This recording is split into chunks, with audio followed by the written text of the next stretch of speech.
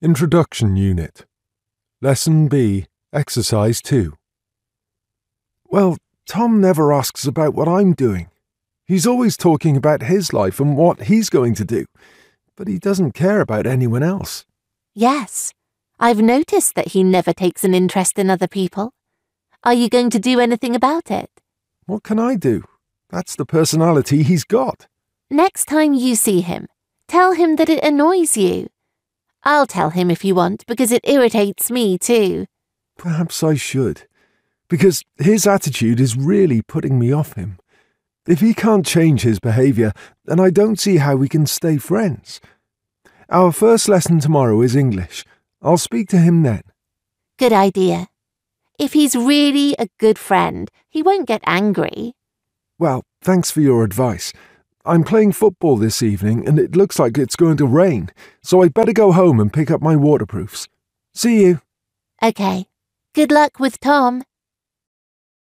Introduction Unit. Lesson C, Exercise 2. 1. She started to eat solid food, but she hasn't learned to walk yet. 2. My great-grandma turned 100 just last week. Isn't that amazing? 3. My younger brother wants to study medicine at university, but he'll need to get really high marks in his exams this summer to get a place. 4. She's at a lovely age, really curious about the world, but you have to keep a close eye on her. She has very little sense of danger. 5. Even though she has some health problems, my mum is still very active. She does voluntary work 3 days a week in a charity shop and has just joined a hiking group. She says she won't let old age slow her down. 6. It's not like when I was a student. I've got so much more responsibility now. My job's really demanding and I have to pay for my apartment too. 7. The children left home last year, and it's a bit quiet around the house now. We'll have to start going out more often, like we did in our 20s. Unit 1, Lesson 1A, Exercise 3. The people closest to me are my mum and dad. Then there are my 2 best friends, Anna and Laura, and my cousin Tom. Tom and I go to the same school. He enjoys doing the same things as me, and we like the same type of music. Another person who is important to me, but isn't family or a friend, is Mrs. Saunders. Mrs. Saunders owns the shoe shop where I work on Saturday mornings, and at the moment, she's quite important in my life, because without the money from the job, I wouldn't be able to pay for the concerts that I go to with Tom. Lesson 1A, Exercise 4. Katie. The people closest to me are my mum and dad. Then there are my 2 best friends, Anna and Laura, and my cousin Tom. Tom and I go to the same school. He enjoys doing the same things as me, and we like the same type of music.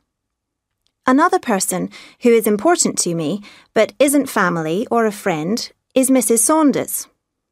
Mrs. Saunders owns the shoe shop where I work on Saturday mornings, and at the moment, she's quite important in my life, because without the money from the job, I wouldn't be able to pay for the concerts that I go to with Tom. Ben. The 2 people that I'm closest to are my mum and my sister Emma. There's only a year between Emma and me, and we get on really well, even though we don't really share a lot of interests. I tend to go to her for advice, and I often confide in her. Then there's my best friend Callum. We're in the same class at school, and we also play in the same football team at the weekends. Actually, he's probably the person I see the most. I also see my cousin Harry quite often. Finally, there's Tom Fisher, our football coach.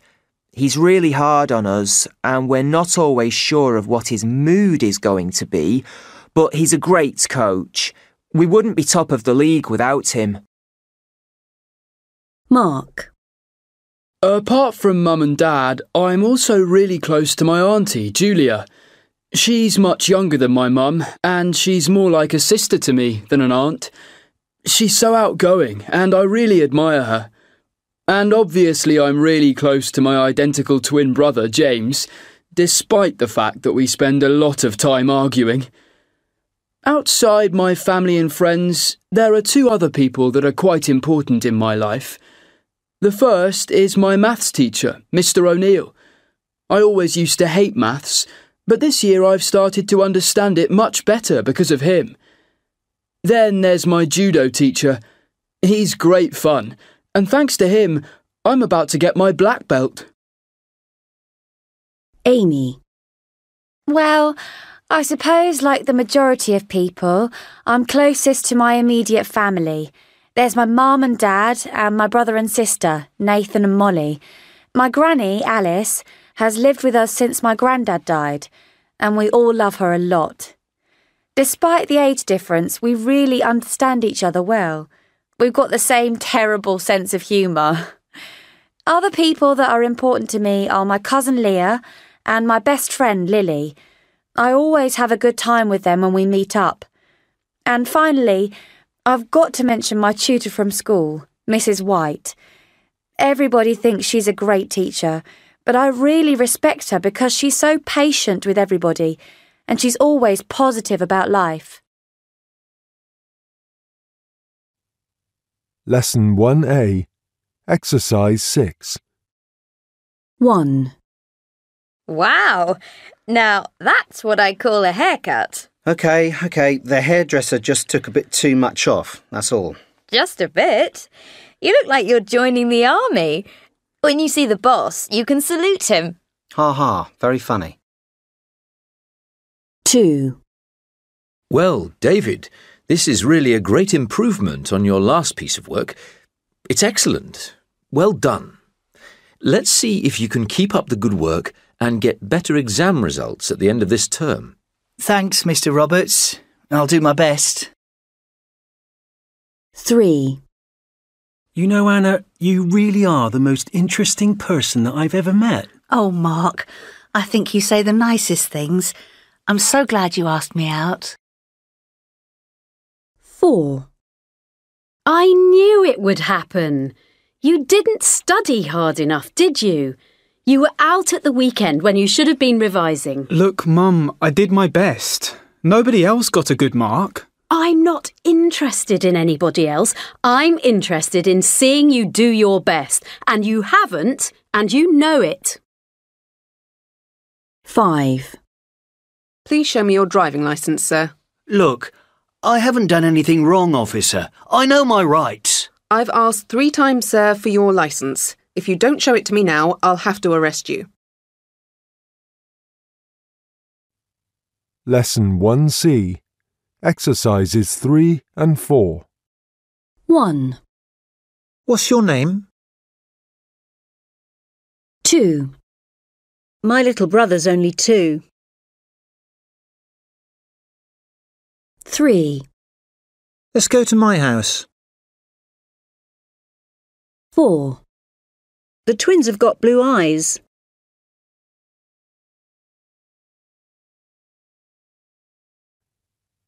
Lesson 1C, Exercise 7. 1. I've got 2 or 3 dictionaries. 2. Is this your address? 3. I've got a bad cough. 4. We went 10-pin bowling. 5. She's my best friend. 6. This coffee tastes bad.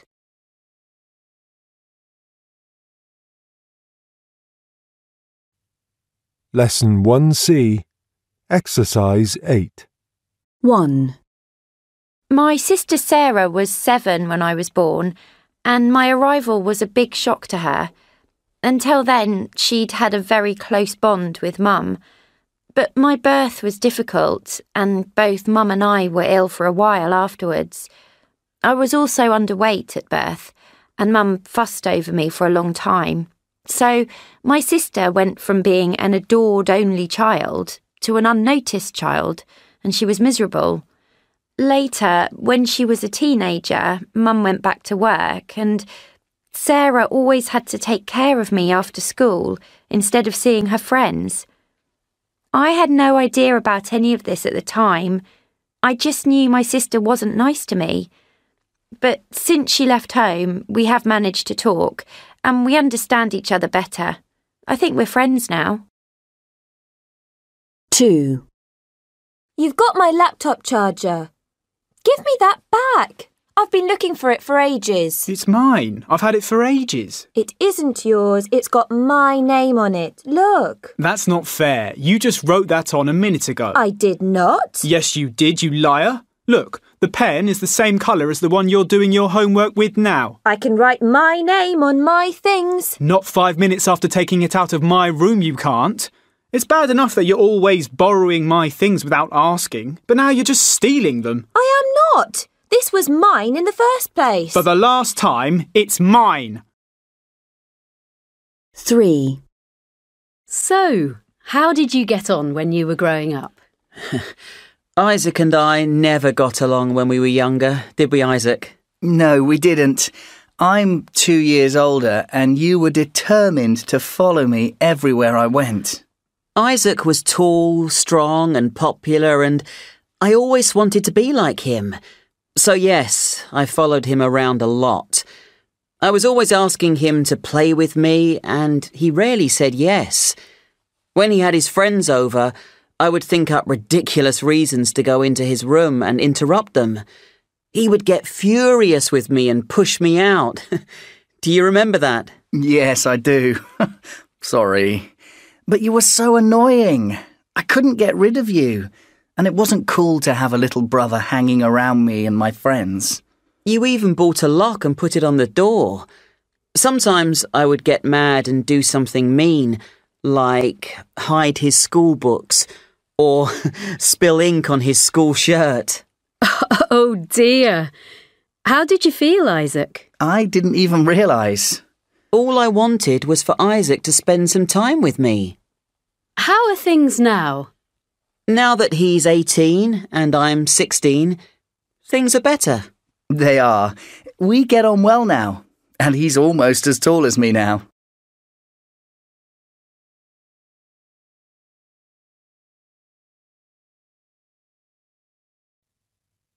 Lesson 1F. Power of Connection. Technology can exert its power on almost every aspect of our lives, and personal relationships are no exception. We are now becoming more attached to technological devices and less connected to the people around us or even our loved ones. We work longer hours on computers, meet fewer friends, text more often, and watch more videos than have a true conversation with friends or family members. Technology enhances relationships at home and at work. Social media links us all together, but we mistake them for a perfect replacement for relationships. It is time we realized that the power of connections is built from our own efforts. Whether we choose to stay technologically or socially connected, we have to spend a considerable amount of time doing activities together, listening, understanding, and sharing feelings. This helps strengthen our mind and body, keeping us away from isolation and loneliness. It is not difficult to balance between connections through technology and those through real interactions. We can start by nurturing the relationships within our family. We should spend more time visiting our parents and siblings, besides keeping in touch with them on social media. We should learn to cherish the moments we spend with them. It is never too late to strengthen the bonds with school friends and teachers. Don't hesitate to participate in sports clubs or a hiking trip where we can build up true friendships. And above all, Remember that time commitment counts in relationships, so running short of time for connections is impossible.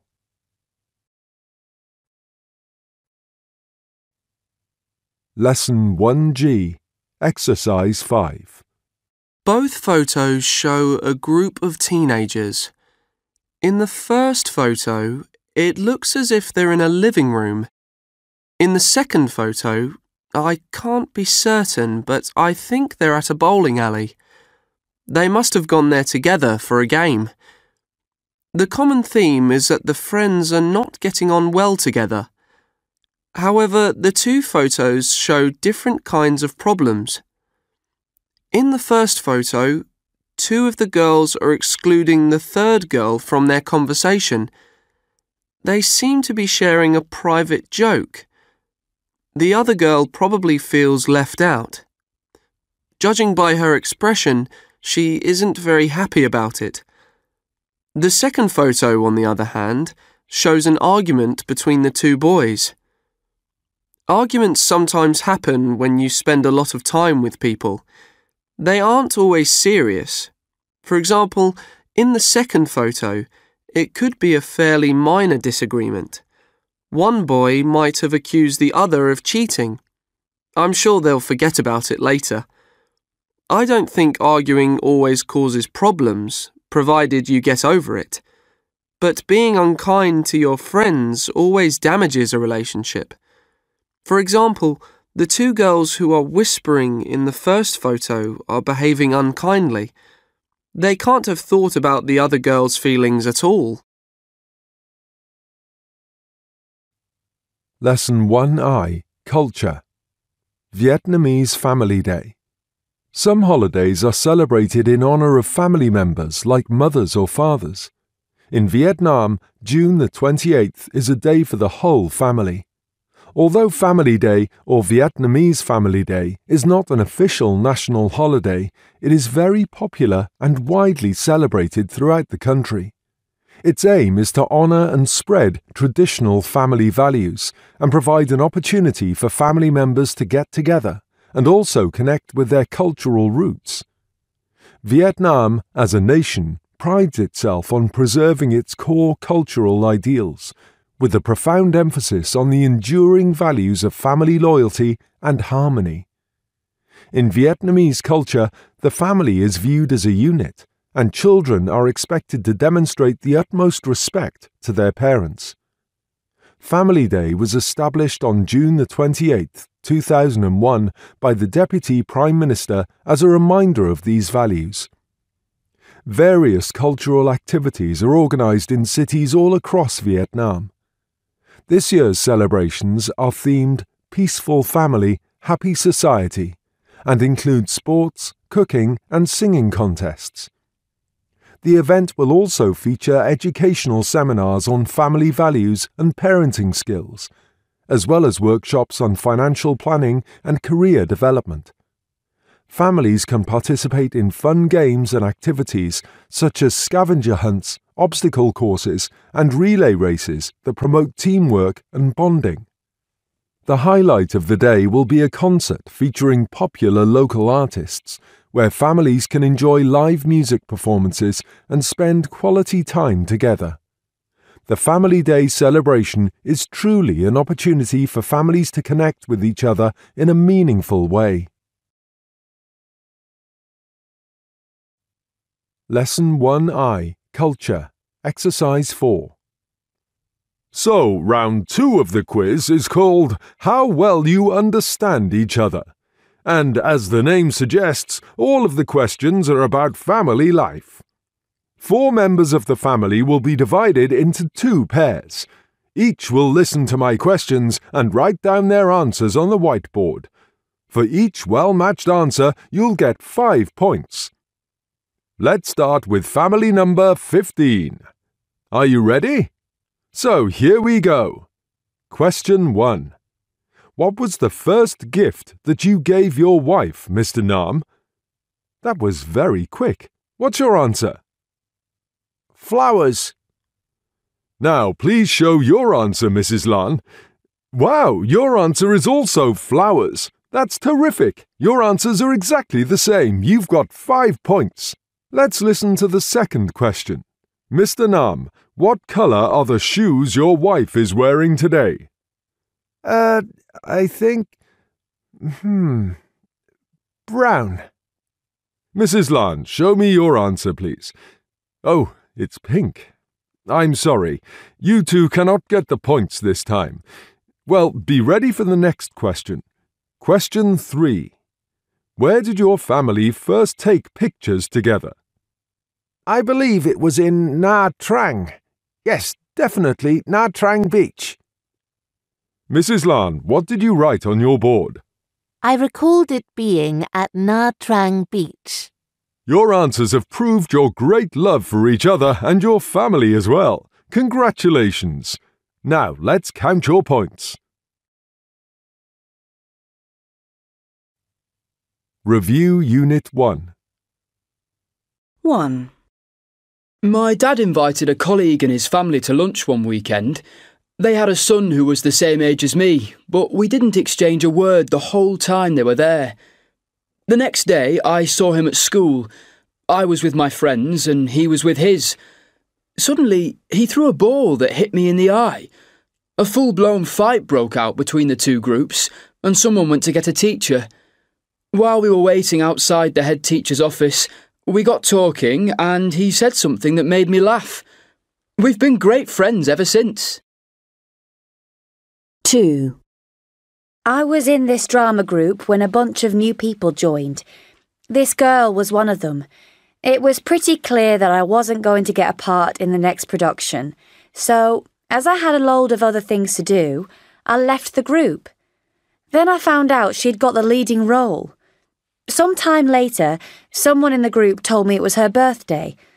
Surprisingly enough, I got an invitation. As it happened, I was the only person from the group to turn up on the day. We started to chat and discovered we had quite a lot in common, and that was the beginning of a wonderful friendship. 3.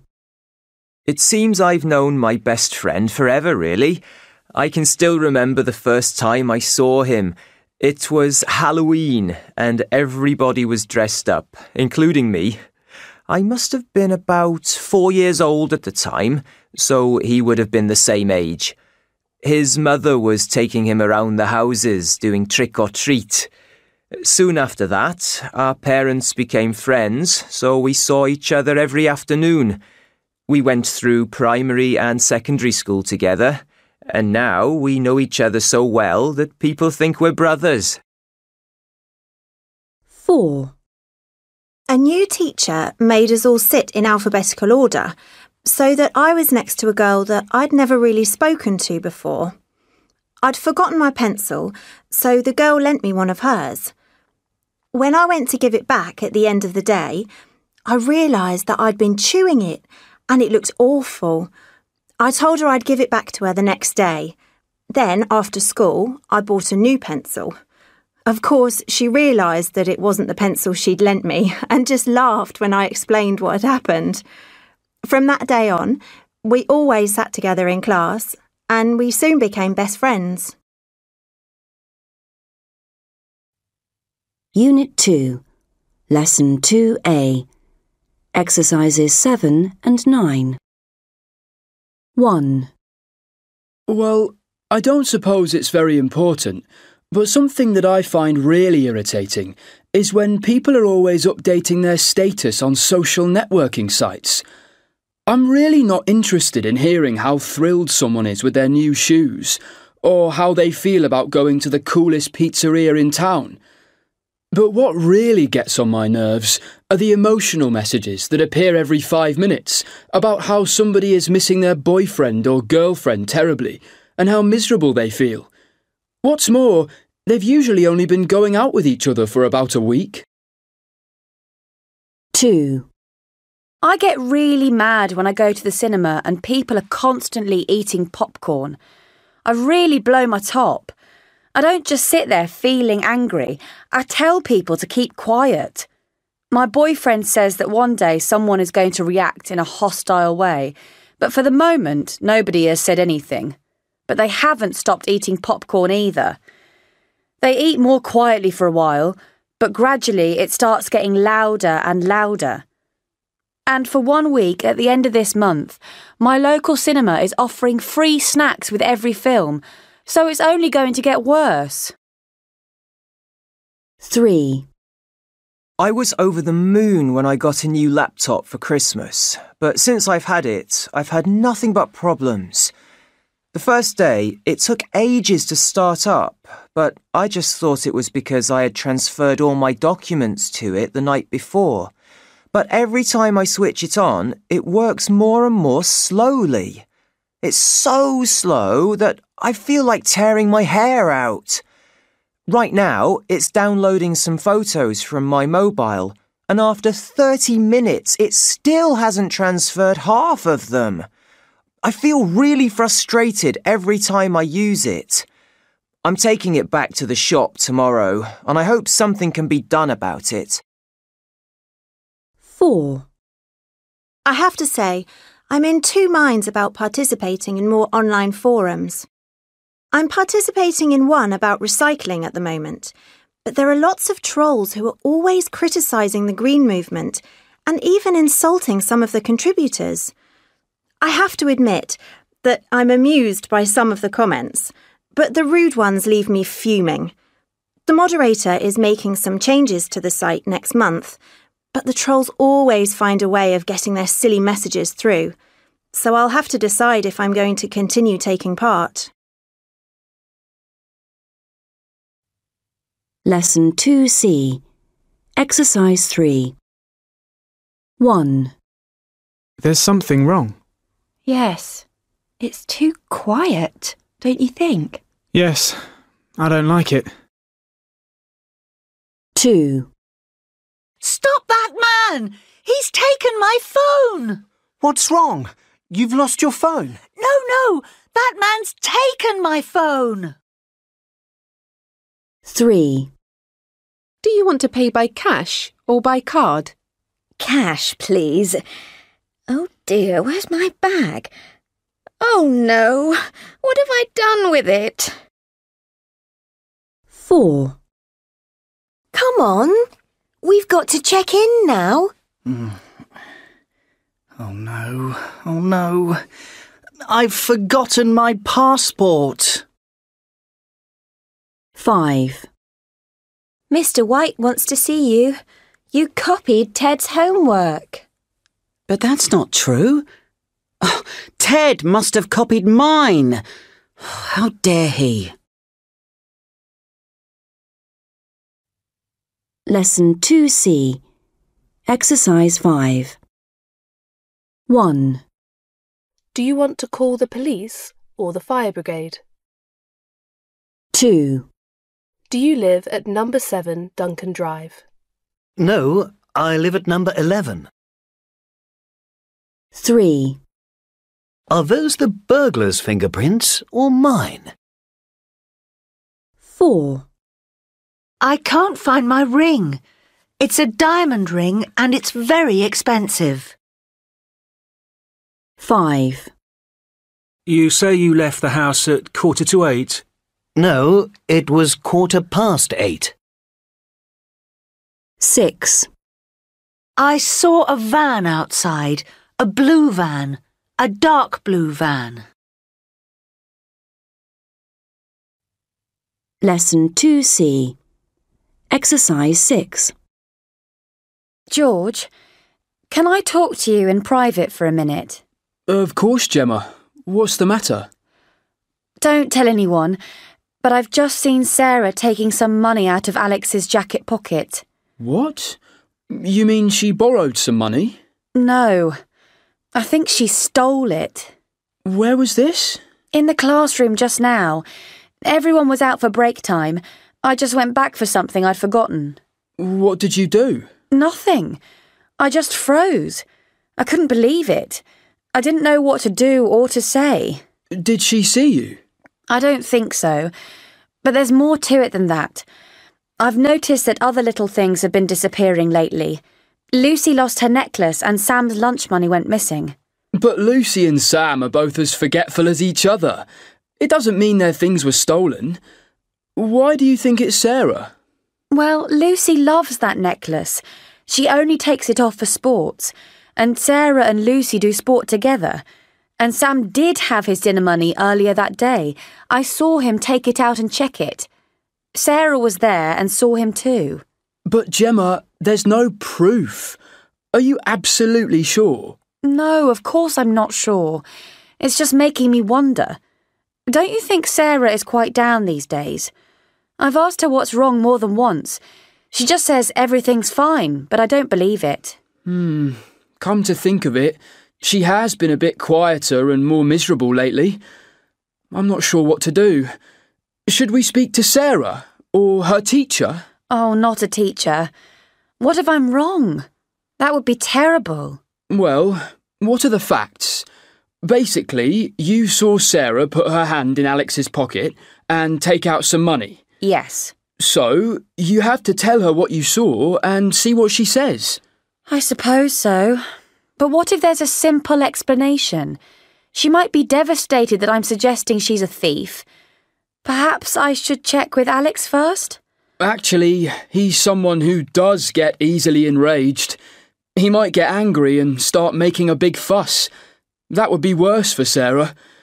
Look, shall I come with you to talk to her? Would you? I'd be really grateful.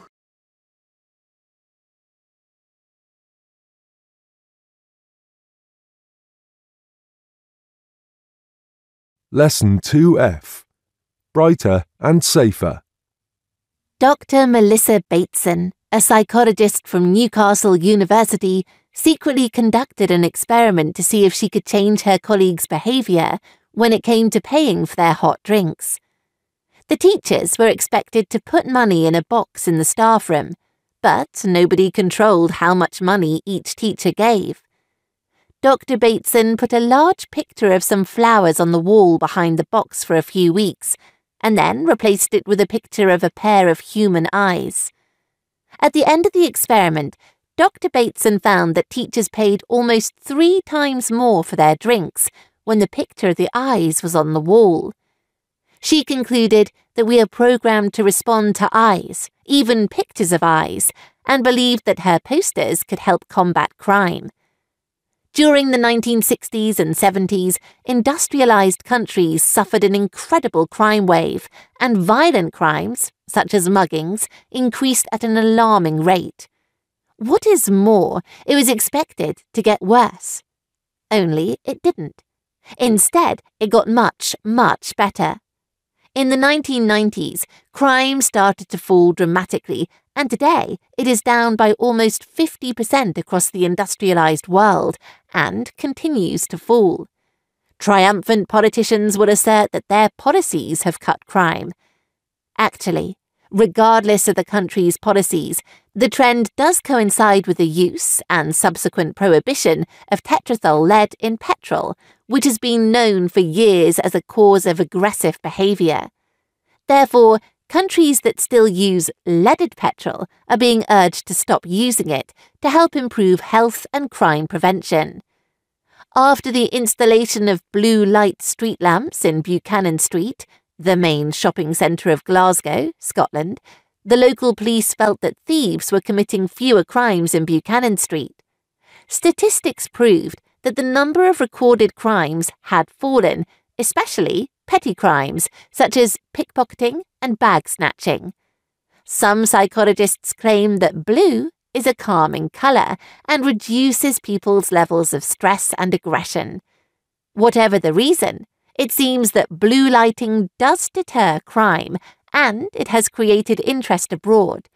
Many neighbourhoods in Japan have adopted the change and seen crime fall at a similar rate as in Glasgow. Lesson 2G, Exercises 3 and 4. Can I have a word with you about something, please? Sure. What is it? Well, it's just that I think we need to decide on some rules for cleaning the flat. We want to live together successfully, don't we? Really? I thought we were living together successfully. What did you have in mind?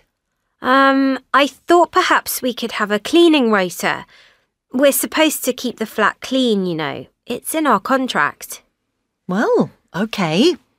You must feel that I haven't been doing my share of the cleaning then. Well, it's just that sometimes when you're in a hurry, you leave things in a mess. Oh, I'm sorry. Do you think I'm not as tidy as you are then? Well, yes, I'm afraid I do. I didn't want to bring it up, but you left the kitchen very untidy last Friday evening, before you went away. The sink was full of dirty plates. Oh, I'm sorry about that. You should have said something earlier. I'll make sure I wash the dishes next time. The floors and work surfaces also need to be cleaned regularly. Could we possibly agree on some rules for that? OK. We could take it in turns to clean the kitchen, couldn't we? You do it one week, I do it the next. Yes. We ought to clean the bathroom too, and vacuum the carpets. OK. Perhaps we could get a cleaner in to do that. A cleaner? You must be joking. We can't afford that. Why don't we clean the whole flat together once a week? We can do it on a weekday evening. OK, I agree. Tuesdays would probably be best for me. It's settled then. Lesson 2G, Exercise 6. Have you got a minute? Of course. What did you want to talk about? I thought perhaps we could agree on some rules for the flat. Well, sure. You obviously have certain things in mind, don't you? What are they? Well, yes. Could we possibly agree on some rules for visitors? Really? Like what? Well, you have friends here all the time, and it's sometimes difficult to do any studying. Well, you have visitors too, don't you? Not as often as you do, and usually only one visitor at a time. You often have 4 or 5 people here at a time. We aren't really supposed to have more than 3 visitors at a time. It's in the contract. Who cares about the contract? The landlord will never find out. But OK, look, I'll text you beforehand to see if it's OK for my friends to come over. And I'll go out to see them a bit more. Great. Is there anything else? Yes. I don't think you realise how noisy you all are when you're together, and your music is really loud. I can't concentrate, and I'm supposed to be studying every night for my exams. You should have said something earlier. But it's embarrassing to ask your friends to be quieter. OK, fine. I'll ask them in future. OK, great. That's everything sorted then. Good. See you. Lesson 2I, Culture. The world's first GPS. On a stormy night in 1707, 4 ships struck rocks off the south coast of England and sank. 1,400 sailors were drowned. The ships had crashed because they had no way of knowing how far they had travelled in a particular direction. They could not calculate their longitude, which required accurate time measurement. It was the most serious in a series of accidents at sea, and a stunned British government decided to act. In such difficult circumstances, they believed that the best response to the disaster was a competition, the Longitude Prize. The Longitude Prize was no ordinary competition. To win it, someone had to find a way of calculating how far a ship had travelled, east or west, from its point of departure.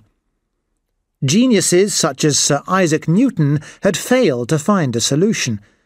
So, to ensure the interest of Britain's greatest scientific minds, the government offered a prize of £20,000, the equivalent of £2.6 million in today's money. But, to everyone's surprise, It wasn't a famous academic who solved the problem, but an unknown carpenter. When John Harrison wasn't working with wood, he was making clocks. An accurate clock would allow sailors to calculate their position, but at the time it was thought impossible to create a mechanical clock that could work on a ship. The movement of the sea and the changes in temperature destroyed the delicate parts. However, after 3 frustrated attempts, Harrison's fourth sea clock, H4, finally triumphed. Its mechanics were so good that the H4 worked better than most clocks on land. The Longitude Prize and Harrison's success generated a lot of interest in the 18th century, but it was soon forgotten. However, in 2013, the British government created a new Longitude Prize, offering £10 million to the person who could solve a great challenge to humanity. An enthralled public then took part in a TV programme where viewers chose one challenge from a list of 6 for scientists to focus on. The question now is, will someone be able to solve it just as well as Harrison solved the challenge presented to him? Lesson 2I, Culture, Exercises 5 and 6. Hello and welcome to the Science Now podcast. This week I've got Dr. Mary Kenny, the Chief Scientist at the Percival Foundation, in the studio with me to discuss last night's The One Show on the BBC. Good evening. Now, before we begin discussing the programme, I'll just remind listeners what actually happened on The One Show. Last week we talked about the government's plans to offer a prize of £10 million to the scientist, amateur or professional, who can come up with a solution for one of the big challenges that are facing the world. The competition is called the Longitude Prize, and last night viewers of The One Show were asked to choose one challenge from a list of 6 for scientists to concentrate on. Dr. Kenny, are you happy with the challenge that viewers chose? Well, before we discuss that, I'd just like to make a comment on the amount of money being offered for the Longitude Prize. You don't agree with the idea of prize money? Quite the opposite, actually. I'm quite thrilled by the prize in itself. But although £10 million sounds like a lot of money, it is really a lot less than the £54 million that one single fighter plane costs. So it's not as if the government was being incredibly generous. And what do you think about the viewers voting for antibiotics? Personally, I think it was a good choice. Obviously, you could make a strong case for all of the problems, but I agree that it is urgent that we find new medicines that can replace antibiotics. Most scientists agree that antibiotics have added about 20 years to our lives, but the World Health Organizations are quite alarmed about the fact that antibiotics are having less and less effect. Is it that bad? Indeed it is. If antibiotics stop working, it means that medical operations will become much more dangerous experiences, and we will probably have to stop doing some kinds of operations for good. That certainly would be serious. Let's hope that somebody wins the prize soon.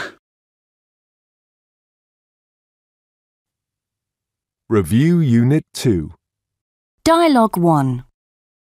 Hi, Jack. Are you going to Sam's party at the weekend? I really don't know at the moment. I've been invited, but I'm not sure if I'll go. I don't think he'll be very happy if you don't go.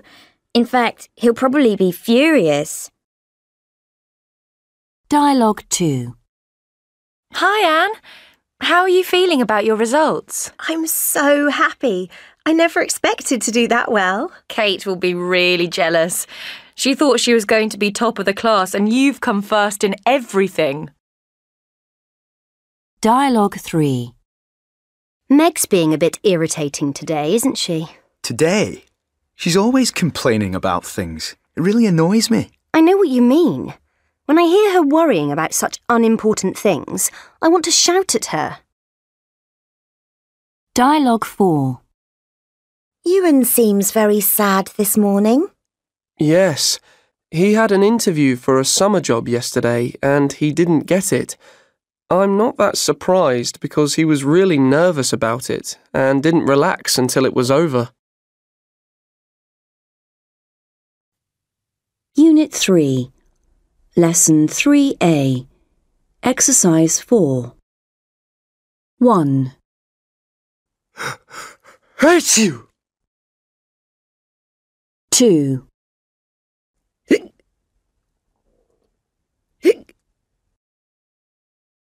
3.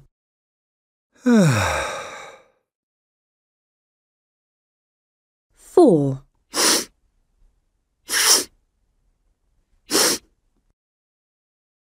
5.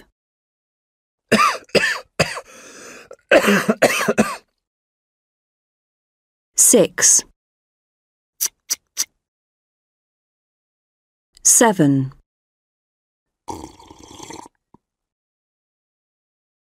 8. 9. 10.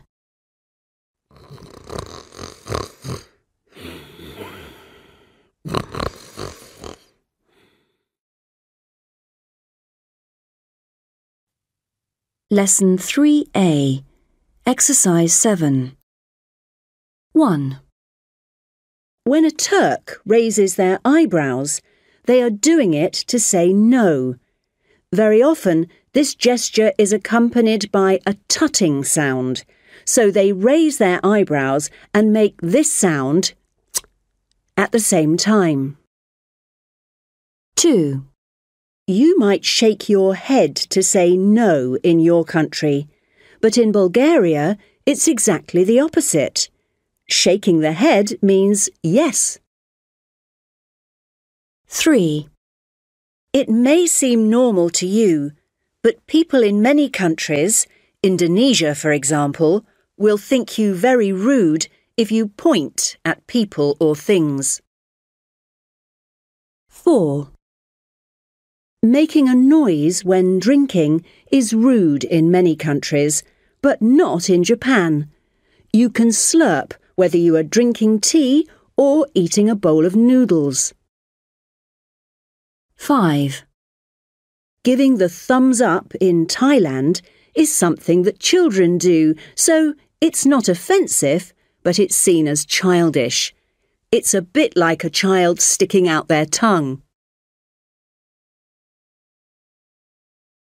Lesson 3A, Exercises 8 and 9.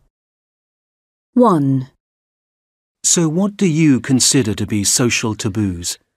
Well, when you want to cough or sneeze, you should turn your head away and cover your mouth. Nobody wants to share your germs. And if you have a cold, take out a handkerchief, stand to one side and blow your nose. I know that sniffing is acceptable in some cultures, but if you're planning to come to Britain, you might annoy people if you constantly sniff. 2. Anyway, so how did the school exchange trip to Madrid go? Fantastic.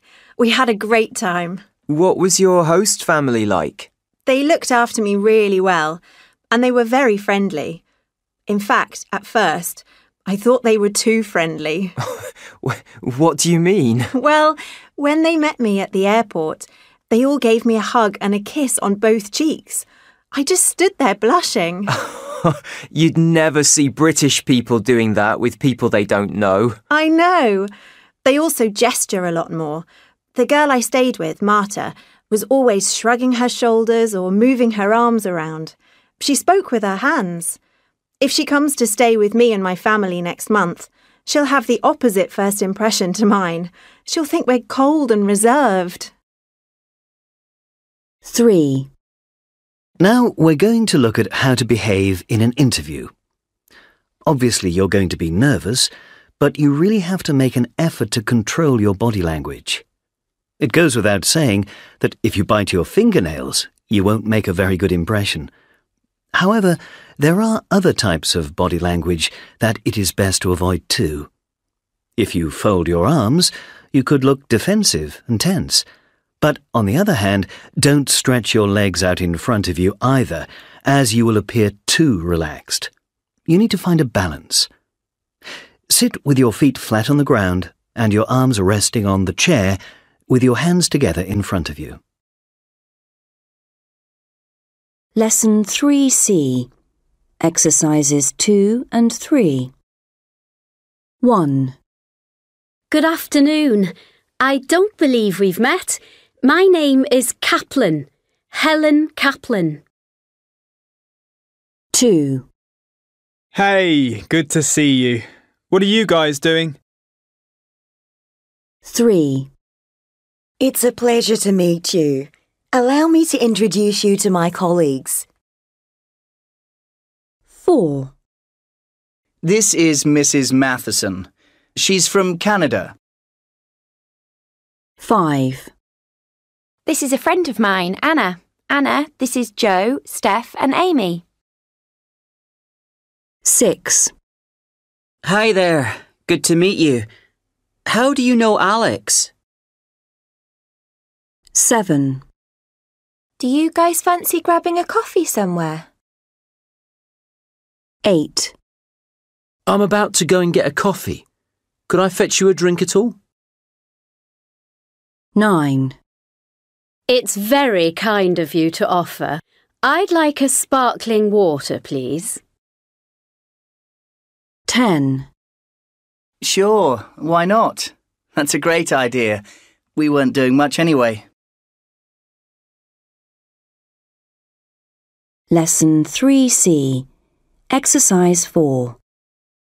1. Mrs. Simons, allow me to introduce you to my colleague John Turner. Good evening, Mr. Turner. I've heard so much about you. Likewise, Mrs. Simons. It's a pleasure to finally meet you. We are very much hoping that you will be able to work with us on this. 2. Guess what? Jim and I have just booked flights to Mexico. Really? Sounds great. Lucky you. 3. Would passengers for flight BA6Y3 please make their way to gate number 47? Gate number 47, please. 4. Excuse me, could you help me please? I'm trying to find Leicester Square. It's okay, you're quite near. Just walk along this street and turn right. 5. The government has issued a statement regarding travel to Africa in the near future.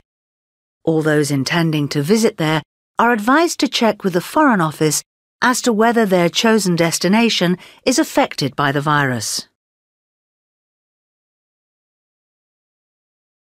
Lesson 3C. Exercises 5 and 6. 1. Hey, Anna. How was your trip to Hong Kong? Great, thanks, Steve. What's Hong Kong like? Gosh, it's amazing. I had a wonderful time. It's ultra-modern in so many ways, but the culture is so different. It's easy to make a mistake. Like what? Well, tell me what's wrong with this. I was at lunch with my colleague and a group of people, and someone came over to be introduced.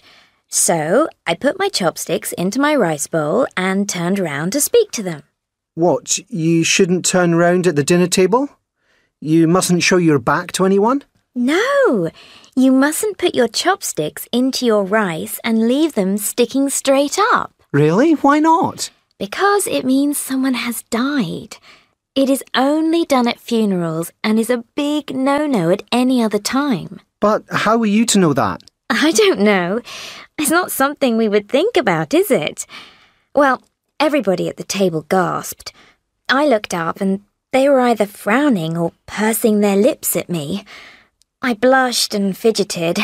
I had no idea what I'd done wrong until my colleague took my chopsticks out of my rice and put them next to my bowl. Oh dear. It seems like such a little thing. I know. I wish someone had told me. 2. Cue this side, please. Take a large tray and put all your personal items in it. Sir, please remove your shoes and belt if you're wearing one, and place them in the tray. Put your watch, phone, the contents of your pockets, and liquids under 100 millilitres in a bag in a separate tray. Thank you. Excuse me, where do I put my laptop? Take it out of its case and put it in this tray here. OK. Please wait to be called through the archway. Step forward, please.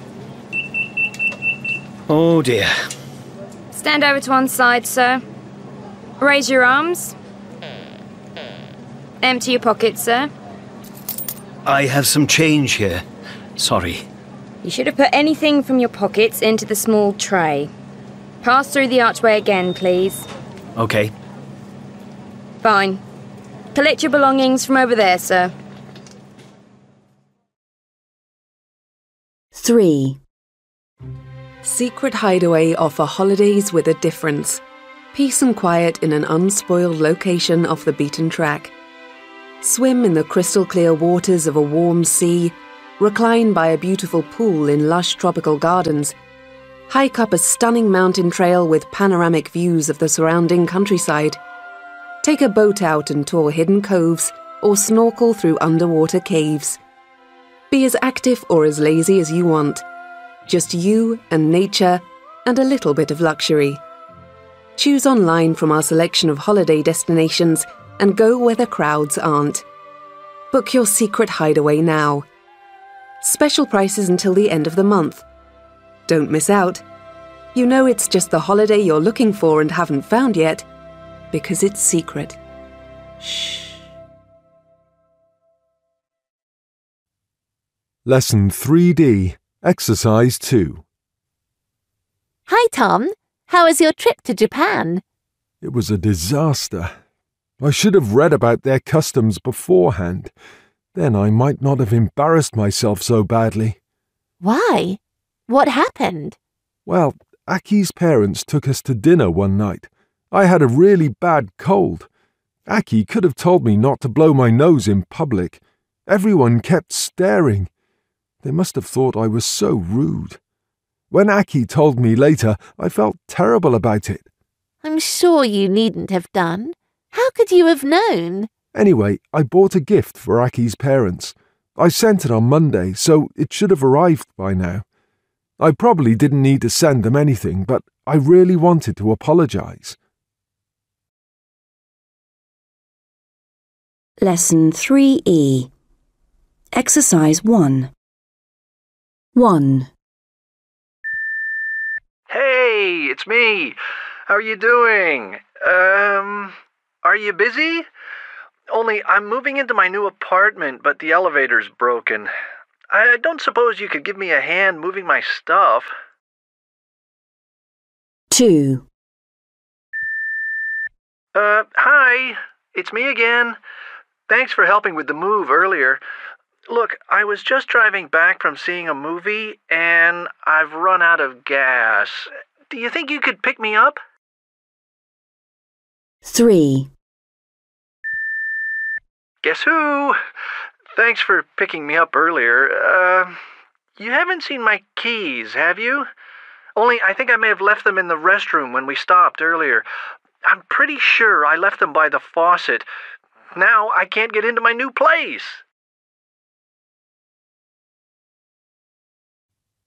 Lesson 3E, Exercise 6. 1. Address. Address. 2. Advertisement. Advertisement. 3. Brochure. Brochure. 4. Garage. Garage.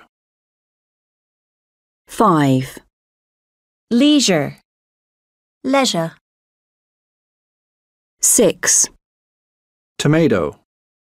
Tomato. 7. Vase.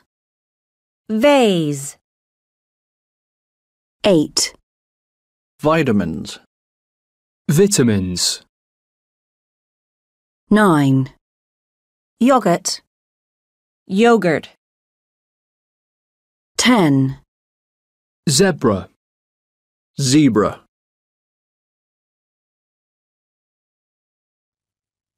Lesson 3E, Exercise 7. 1. So today we're making a lovely tomato and yogurt sauce. Of course, tomatoes are full of vitamins, so this is a really healthy option. 2. I can't believe I ran out of petrol. No, I can't find a garage anywhere. I've had to leave the car parked next to the pavement and take the underground instead. 3. Yeah, my folks have booked a vacation to South Africa in the fall. It should be cool. We'll get to see lions and elephants and zebras and stuff. 4. Sorry I'm so late. I only stopped off to pick up some cookies and some chips, but I had to wait in line for ages. I wish I hadn't bothered. 5. That was delicious. Shall we get the bill then? Could you pass me my purse? It's just there in the top of my handbag. 6. Oh, hello. Yes, I saw your advertisement for the half-price trainers. Could I order a pair, please? They're just what I need for playing football. My address? Yes, it's 50... Lesson 3F, The Kite Runner. Ali and Baba grew up together as childhood playmates, just like Hassan and I grew up a generation later. Baba was always telling us about their mischiefs he and Ali used to cause, but in none of his stories did Baba ever refer to Ali as his friend. The curious thing was, I never thought of Hassan and me as friends either. Not in the usual sense, anyhow. Never mind that we taught each other to ride a bicycle with no hands or to build a fully functional homemade camera out of a cardboard box. Never mind that we spent entire winters flying kites, running kites. Never mind that to me, the face of Afghanistan is that of a boy with a thin-boned frame, a shaved head and low-set ears. A boy with a Chinese doll face, perpetually lit by a hair-lipped smile. Never mind any of those things, because history isn't easy to overcome. Neither is religion. In the end, I was a Pashtun and he was a Hazara. I was Sunni and he was Shia, and nothing was ever going to change that. Nothing. We saw our first Western together, Rio Bravo with John Wayne, at the cinema park. I remember begging Baba to take us to Iran so we could meet John Wayne. Baba burst out in gales of his deep-throated laughter and then explained to us the concept of voice dubbing. Hassan and I were stunned, dazed. John Wayne didn't really speak Farsi, and he wasn't Iranian. He was American, just like the friendly, long-haired men and women we always saw hanging around in Kabul, dressed in their tattered, brightly coloured shirts. During the school year, we had a daily routine. By the time I dragged myself out of bed and lumbered to the bathroom, Hassan had always washed up, prayed the morning namaz with Ali, and prepared my breakfast. While I ate and complained about homework, Hassan made my bed, polished my shoes, ironed my outfit for the day, packed my books and pencils. I'd hear him singing to himself in the foyer as he ironed, singing old Hazara songs in his nasal voice. Lesson 3G, Exercises 3, 4 and 6. The photos show two different family celebrations. The first is probably a wedding reception, judging by the smart clothes and the flowers. The second looks like a more informal occasion, maybe a birthday party. Both are very common family celebrations in my country, and probably in most other countries too. As far as food is concerned, family celebrations always include some special dishes. For example, at a wedding, there is always soup, which the bride and groom eat together with one spoon. And of course, when it's a birthday, there's always cake. There's something else I'd like to talk about. There are some interesting traditions connected with weddings. For example, at the beginning of the wedding reception, somebody breaks a plate at the feet of the bride. The bride and groom then clear up the mess together.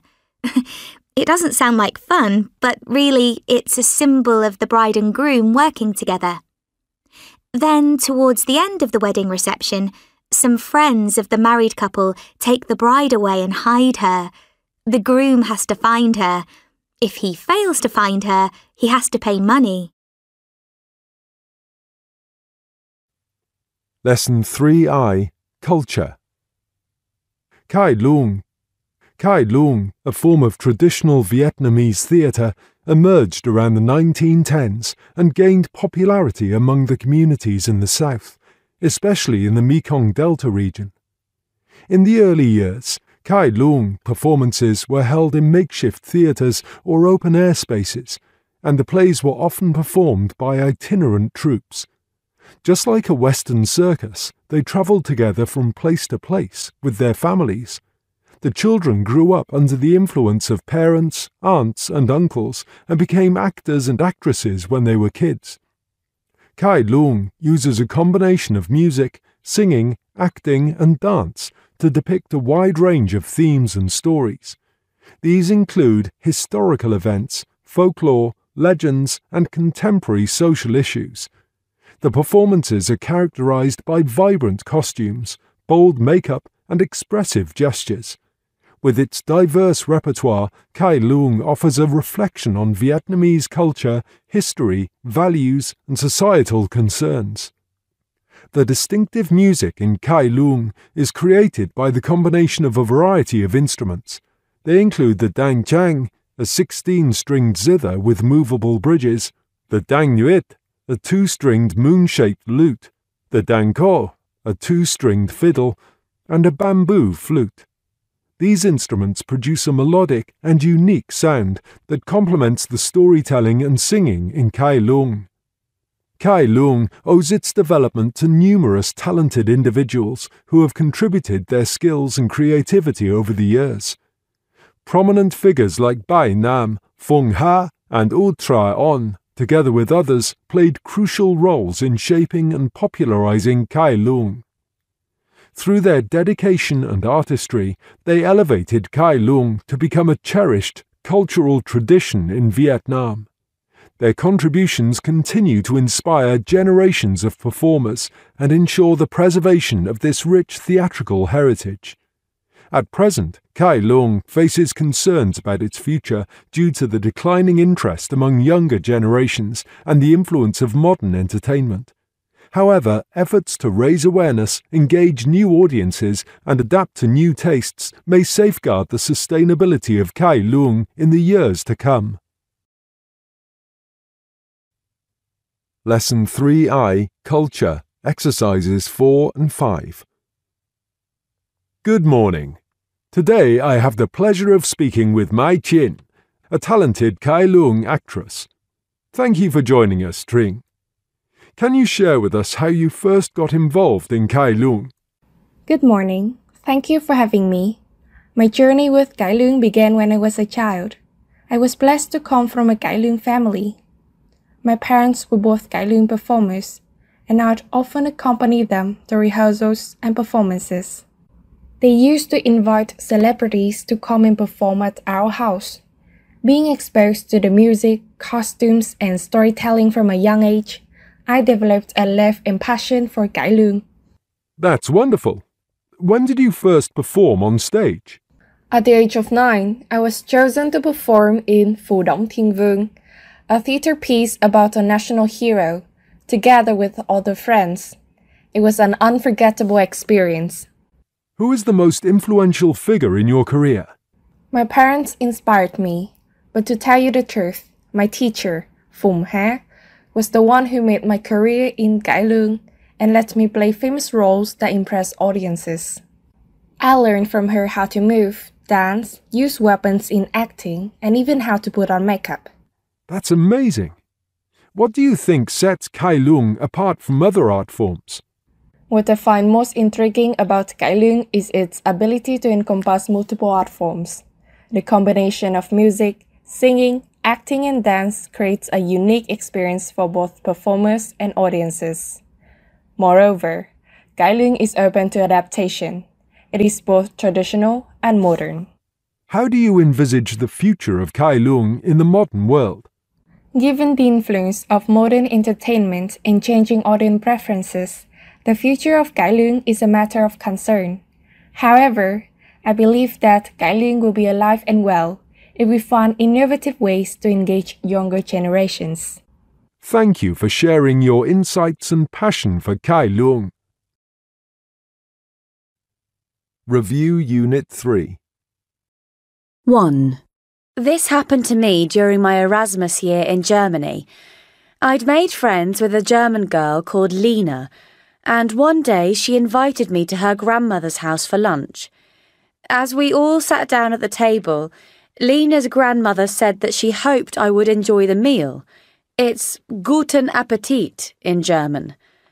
I wanted to reply, same to you, which in German is gleichfalls. Unfortunately, I came out with Durchfalls instead, which means diarrhea. Everything went quiet, and then Lena told me what I'd said. I nearly died of embarrassment. 2. I made a real fool of myself when we were on holiday in Greece one year. I always like to learn a few words of the language when I go abroad, and that year was no exception. When we arrived at our hotel, I walked straight up to reception and said, "Calamari," to the receptionist. My confidence was shattered when she burst out laughing, as did the rest of my family.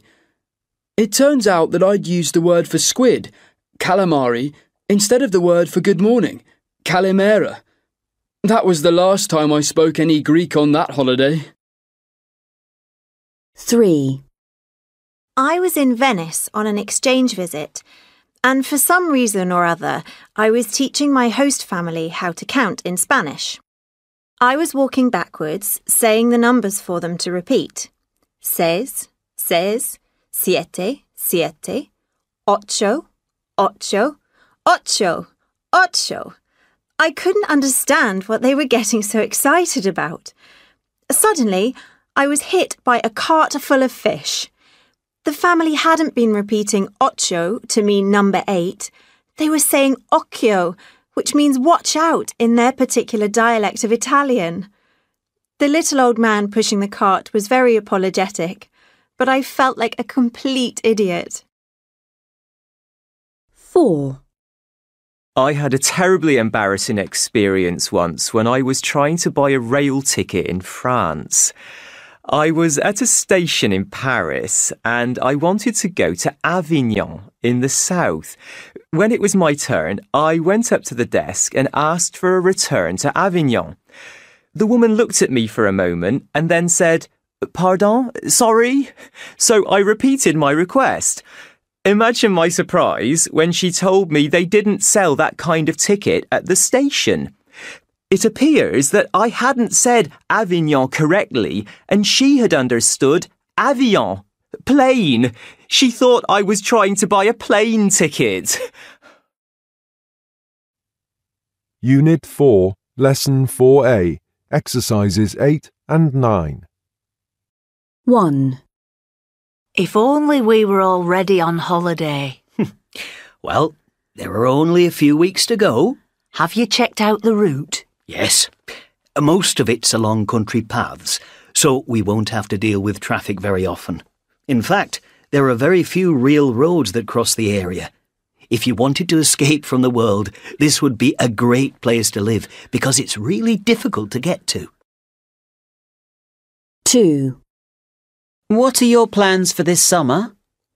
My best friend and I have decided to help the National Trust. Really? That sounds more like hard work than a holiday. Well, it depends on what you understand by the word holiday. I love visiting historic buildings, and the National Trust looks after them, and they organise youth discovery holidays for young adults. So, where are you going, and what are you doing? We're going to help do some conservation work at Lindisfarne Castle. It's on a small island just off the northeast coast of England, and the views are spectacular. A castle? If I spent a few nights there, I'd be worried about meeting ghosts wandering around at night.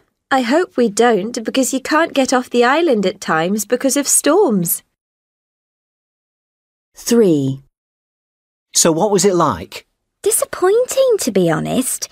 I was expecting a quiet seaside resort, but there were loads of people everywhere. Was there any nightlife? There was too much. The town was full of clubs, bars and restaurants, and the only shops were selling souvenirs. It sounds awful. I'm glad I spoke to you because we were thinking of going there. Well, I wouldn't go if you want to relax. Instead of relaxing, we came back feeling stressed. Lesson 4C. Exercises 3 and 4. 1.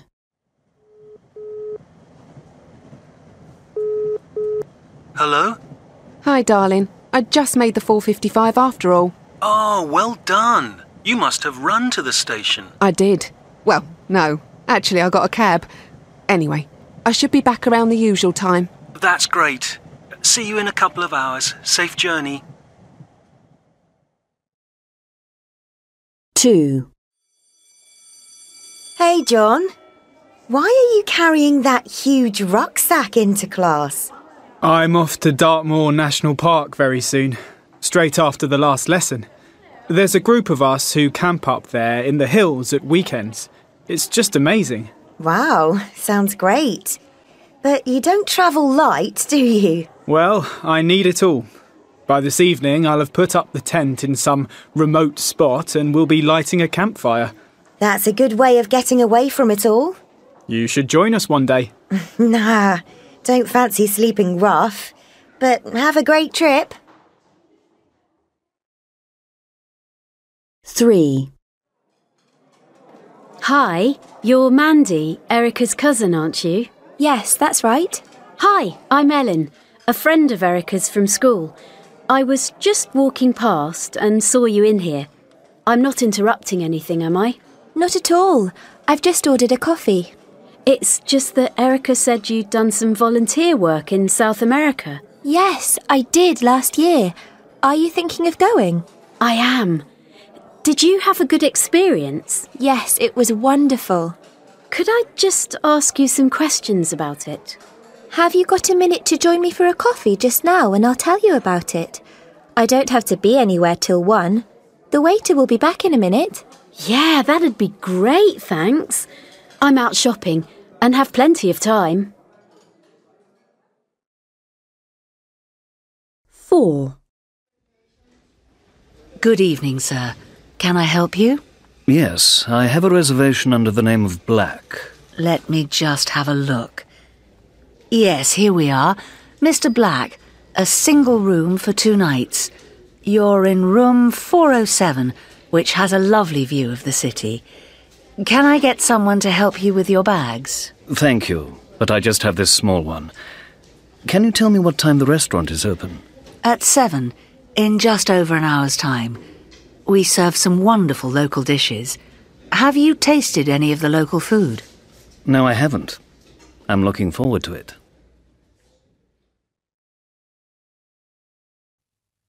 Lesson 4C, Exercise 5.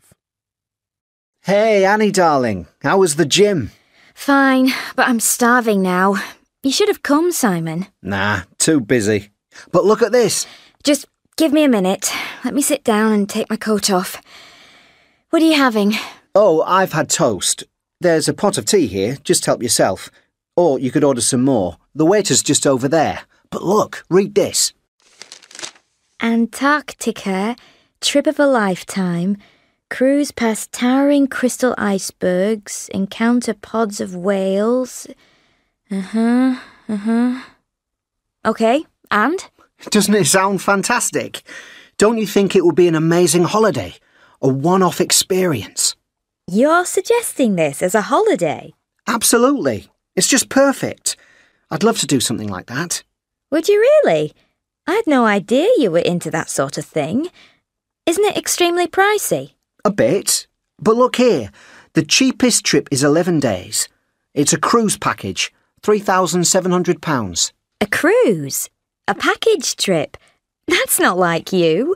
We've always avoided travel companies because you want to go off the beaten track, without queues of tourists. This is not quite the same thing. There are hardly going to be queues in Antarctica. It's a package holiday, sort of, but with a difference. Groups are small, around 10 people, and you travel in a little boat, not an ocean liner. I thought that trips to Antarctica weren't supposed to be good for the environment. I read about that somewhere. Too many tourist boats were breaking up the ice or something. But it says here that the trip is completely environmentally friendly. The company has won awards for it. Well, OK. Maybe that one's all right then. Anyway, I've got to order some food quickly. I've got to go soon, or I'll be late for work. Me too. I've got a meeting at 9:30. Anyway, look, the best time to go is between November and March. Why's that? Because that's when it's warmest. That's the Antarctic summer. Really? Well, how hot is it then? Hot? That's funny. It's maximum 2 degrees Celsius. Lovely. So, no swimming then? I can see you're taking the idea of this trip seriously. It's not my cup of tea, I'm afraid. But are you really serious about this? Well, no. Not if you aren't interested. Why? You can go, if you want. Well, I can't go on our honeymoon on my own, can I? What? Did you just say what I think you just said?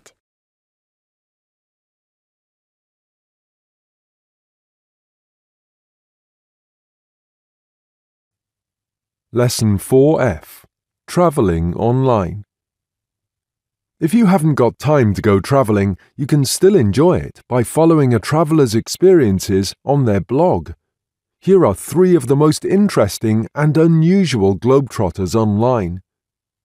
A. At the age of 17, Alex Chacon set off from his home in El Paso, Texas, and went for a motorbike ride. Alex's 30-day tour of the USA took in California, Washington, and Florida, and gave Alex an aim in life: to travel the world on his motorbike. Although Alex usually travels alone, he has shared his experiences on his blog. While traveling, Alex videos himself doing all sorts of activities against breathtaking backdrops of remote jungles, deserts, and mountains. On one trip, he filmed himself by moving in a 360-degree circle so that all the famous landmarks would be included. During Alex's motorcycle expeditions, he regularly stops to take part in volunteering projects at orphanages that he comes across on his route. Furthermore, he uses his blog to raise donations for orphans. Alex is now planning to cross Africa, Europe, and Asia. It seems that by the time he's 30, Alex will have ridden his bike across most of the planet. B. Dutch actress Manon Ossevoort had dreamed of travelling from Europe across Africa to the South Pole for years, and she chose a slow form of transport, a tractor. Manon only averaged 5 kilometres an hour as she drove, but that allowed her to get to know the hospitable people in villages where she stopped over for the night. She would explain why she was going to the South Pole and ask people to follow her blog and write down their own dreams. She promised to build a snowman when she arrived at her destination and leave all their dreams inside it. The idea was popular, and Manon received thousands of dreams on pieces of paper and in emails. Finally, on the 9th of December 2014, Manon's dream came true and she pulled up in a big red tractor at the South Pole. She then built a snowman and left a time capsule inside it with all the dreams she had collected. Manon explained on her blog that when the time capsule is opened in 80 years' time, future generations will be able to read something about our lives and our hopes for the future. C. Have you ever travelled with no luggage? That was the question Rolf Potts aimed to answer on the No Baggage Challenge. However, the task wasn't simply a question of going off for a week to soak up the sun on a beach. Rolf had to travel 50,000 kilometers by plane and get around 11 countries in 42 days with just the things he could carry in his pockets. Would he be able to do it? Rolf was certainly well qualified enough to try. He was an experienced traveller who wrote a blog about budget travel. Now he planned to update it with regular reports about travelling extremely light. His first No Baggage Challenge entry listed the items he took with him: a toothbrush and toothpaste, a small bottle of soap, a mobile phone and charger, deodorant, sunglasses, a passport, cash and a credit card. His second entry explained that he had got into the habit of washing his clothes before going to bed during his trips. By the third entry, he was really enjoying luggage-free travel. Pot said that he would never pack any just-in-case items again, because the imagined situations that they were packed for would never happen. Lesson 4G, Exercises 4 and 7. For travelling in my gap year, I think I'll choose to travel by coach, mainly because I won't have a lot of money and this coach trip is cheap and all costs are covered. I'll want to see as much as possible. The best option would again be the coach, as I think you see more from coach windows. That's because you travel through towns and villages, not just on the outskirts of a place. I also think it's more convenient and less stressful to go on an organised coach tour because you are always taken care of, your accommodation is sorted and you can't get lost. I wouldn't go for the train ticket option for the reason that I don't think that sort of trip is quite so safe. I worry a lot, so I wouldn't feel comfortable organising my own transport in strange places where I didn't know the language. I also don't like big train stations very much. I find them stressful. I wouldn't go for the cruise for a number of reasons. First of all, I don't think there'll be many young people on the ship. Secondly, I get seasick, so I'd spend most of the time lying in my cabin. And finally, I wouldn't opt for that trip because it's the most expensive and I won't have much money. Lesson 4I, Culture. Aborigines and Maoris. Anybody who is hoping to have new experiences when they visit Australia or New Zealand should meet the original inhabitants of these two countries, the Aborigines and the Maoris. However, although both cultures have experienced similar problems caused by the arrival of Europeans to their lands, the Aborigines and the Maoris are very different. The Aborigines. The Aborigines have one of the oldest surviving cultures in the world. It is more than 60,000 years old, and during this period of time they have formed hundreds of tribes that have developed different customs and around 700 different languages. In 1971, a flag was designed to represent all the Aborigine tribes and help unite them.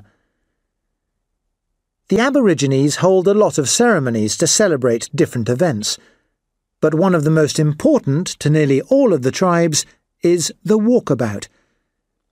It might seem like an adventure to people from other cultures, but the walkabout involves boys aged 13 sleeping rough for as long as 6 months in the Australian desert. They spend the whole time alone and have to hunt for food to survive. Once the walkabout period has finished, they are welcomed back by their village, which celebrates the arrival of a new man in the community. The Maoris. The Maoris arrived in New Zealand from East Polynesia in the second half of the 12th century. The Maoris all speak the same language and share the same customs, and this has helped them to have a strong presence in modern New Zealand. Maori is one of the country's 2 official languages. Maoris believe that all natural things and living things are connected, and modern Maoris are very concerned about the protection of the environment. One important aspect of Maori culture is tamoko, tattooing. Both men and women can have tattoos on their bodies or their faces. The tattoos represent the family or tribe that they belong to. The designs are very intricate and are now inspiring a lot of the designs of tattoo artists around the world. Lesson 4I, Culture, Exercises 6 and 7.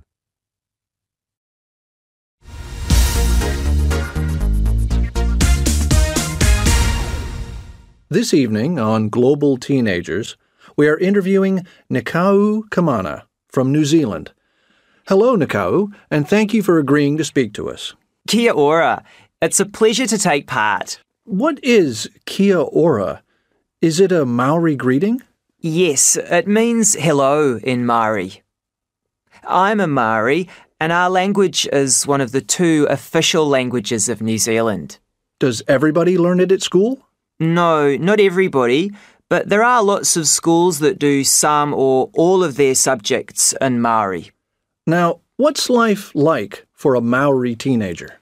I imagine it's the same as for teenagers all around the world, although I suppose our families make us very aware of our culture. In what way? Well, one very important thing for us is whenua. This is the Maori word for land, and it's about our relationship with nature. It refers to the land and our connection to it. This is very important in our culture. Yes, I believe that Maori people have always looked after the environment. We have. At school the other day, we were talking about how Indigenous people, like us, and the Aborigines in Australia, have always had a close relationship to the land and always felt a close connection between all living things. These ideas are now spreading all over the planet, and when everybody realises that this connection exists, we will stop treating the planet badly. What do you think people around the world know about the Maori culture?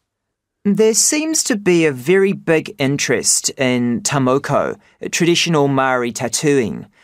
Lots of tourists come to New Zealand, especially for adventure holidays, and a lot of those tourists go home with a Maori tattoo on their bodies.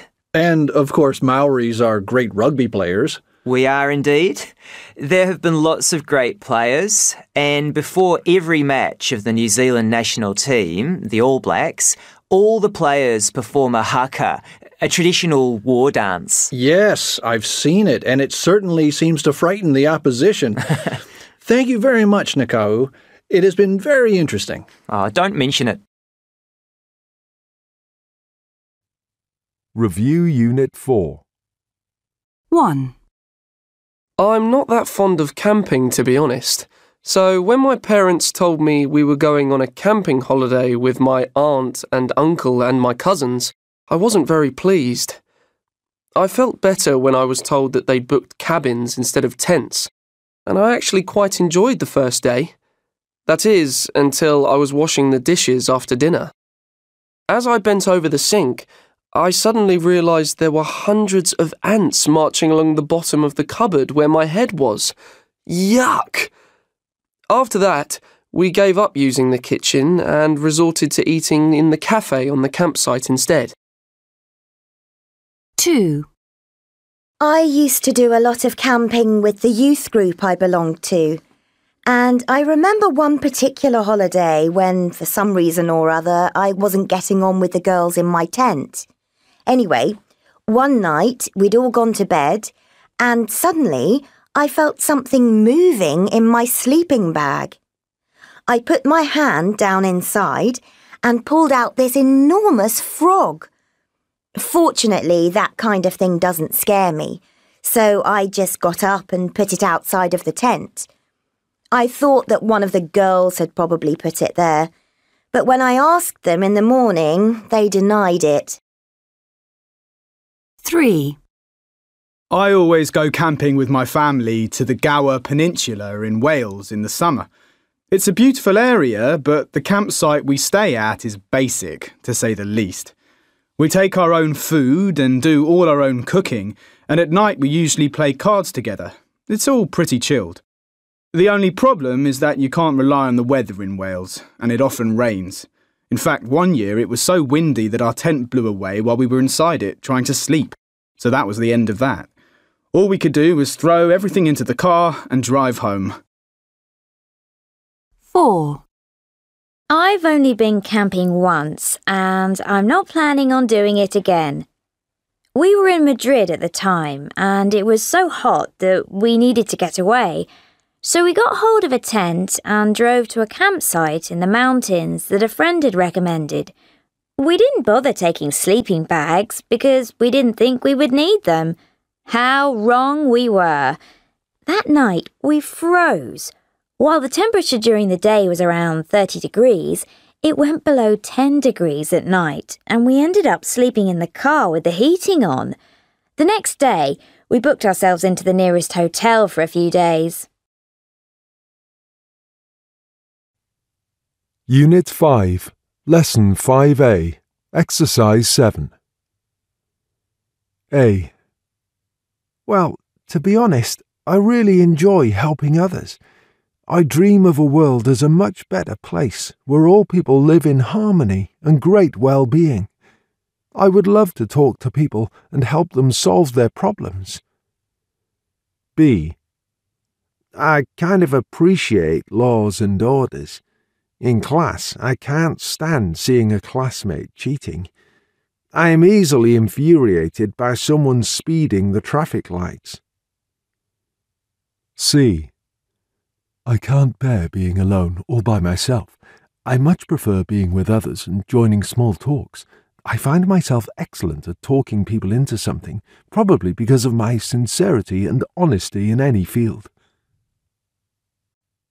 Lesson 5C, Exercises 3 and 4. 1. Did you do well at the job interview? It was okay, but the room was freezing cold. 2. Did you see the graduate on the chat show last night who has been applying for more than 50 jobs? Yeah, I did. He's really determined and keeps devoting time and efforts to getting his ideal job. 3. Have you read the article about different strategies to deal with different types of job interviews? Yes, I have. But all they suggest is be well prepared. They don't point out how to be well prepared. Lesson 5C, Exercise 5. Speaker 1. I think panel interviews should be avoided at all costs. They are totally unfair. It's bad enough that 3 or 4 people watch and question a single person. The problem is that person is under stress, and in many cases he or she, as newly graduates, simply has no experience at all in dealing with interview questions. I believe no one can feel at ease when surrounded and watched by a few strangers at the same time. Speaker 2. Well, I'm not dead against panel interview, but I'm not so much into it. There are numerous advantages, namely overall assessment, fairness, saving time. However, the list of drawbacks is also endless. Viewpoint clash on the part of the interviewers, dominance from a panel member, pressure on the part of interviewees. Speaker 3. I've been a candidate at a panel interview once. After the initial pressure, I believe any job interview puts you under stress. I quickly found myself enjoying the chat with the panel. I was posed different questions, and all of the interviewers listened attentively. They were all friendly, and they did not gossip or do anything distracting or daunting to me. Probably my best memorable job interview.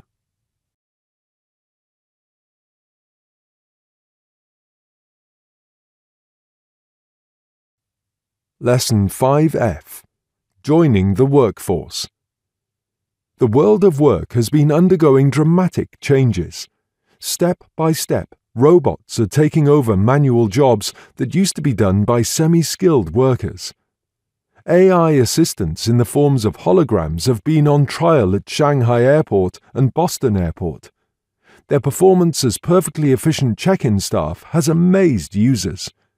Certain restaurants in South Korea have introduced tablets for self-order and have even made use of maid robots in place of waiters and waitresses. Getting a secure job or a career can't have been more challenging. On leaving school, 18-year-olds are faced with one of the toughest decisions of their life: career choice. Which to pursue requires sensible decision basing on their in-depth self-understanding. Guidance from school counsellors and parents, together with insights into their potentials from character tests, will empower them to make informed decisions. It is also worth noticing that, in this ever-advancing world, school leavers need to be well prepared for changes and once-in-a-lifetime opportunity. However bewildering career choice may be, it is no more than the beginning of a person's career. To further it, they have no alternative but to become better day by day. In essence, career development is a continual and lifelong process in which they need to specify their goals, boost their own confidence, improve communication skills, and expand personal networking. Actually, university graduation simply celebrates the completion of adults' mainstream education, signifying their non-stop self-improvement. Of all the qualities, a person's flexibility will work in this full of changes world. Flexibility manifests itself in professional agility, problem-solving skills, change management, and innovative thinking.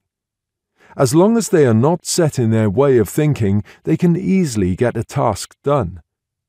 AI has been replacing certain blue-collar workers, but it can never establish a role in a field that has something to do with emotional intelligence, EQ. Automated learning machines can repeatedly lecture a subject, but they can never become an inspiring story for students. Robots in hospitals can accurately perform operations, but at no time can they comfort the lonely and suffering patients like a gentle nurse. Technology has taken mankind to a world of constant change.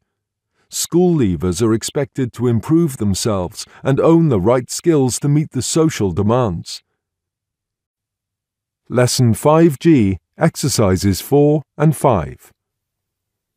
In both photos, you can see a panel of interviewers listening to a candidate. The main difference is that we can't see the face of the interviewee in the first photo because the picture is taken from behind him. There are other differences too. In the first photo, the interviewee looks tense, whereas in the second photo, the candidate appears more relaxed and seems enthusiastic about what she is saying. And unlike the first photo, the second photo shows fewer interviewers who are also more casual and easygoing. In fact, overall, the second photo is a much less formal and stressful image of a panel interview. I think one of the main advantages of panel interviews would be providing recruiters an extensive image of the candidate. The two photos show a candidate being listened to and observed by several interviewers. Each of them will judge the candidate from a certain angle, and the panel can find the most suitable person in many respects. Another advantage of panel interviews would be that they minimize preferential treatment or prejudices. The decision would not be an individual one, and personal preference would have nothing to do with the final decision. Of course, there are also disadvantages to attending a panel interview. For example, the candidate can be absolutely terrified when confronted by a group of strangers. But personally, I'd be really fascinated to go to a panel interview. Lesson 5I, Culture. RADA. Becoming a truly great actor requires talent, hard work, and hours of study. In Britain, the Royal Academy of Dramatic Art, RADA, has trained and produced many of the country's most famous actors since it was established in 1904. But just how does RADA turn passionate young hopefuls into respected professionals? One of the methods RADA teaches is the Stanislavski acting technique.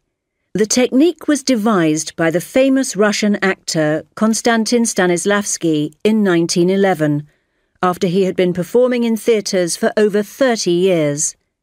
It requires actors to really live the role that they are playing.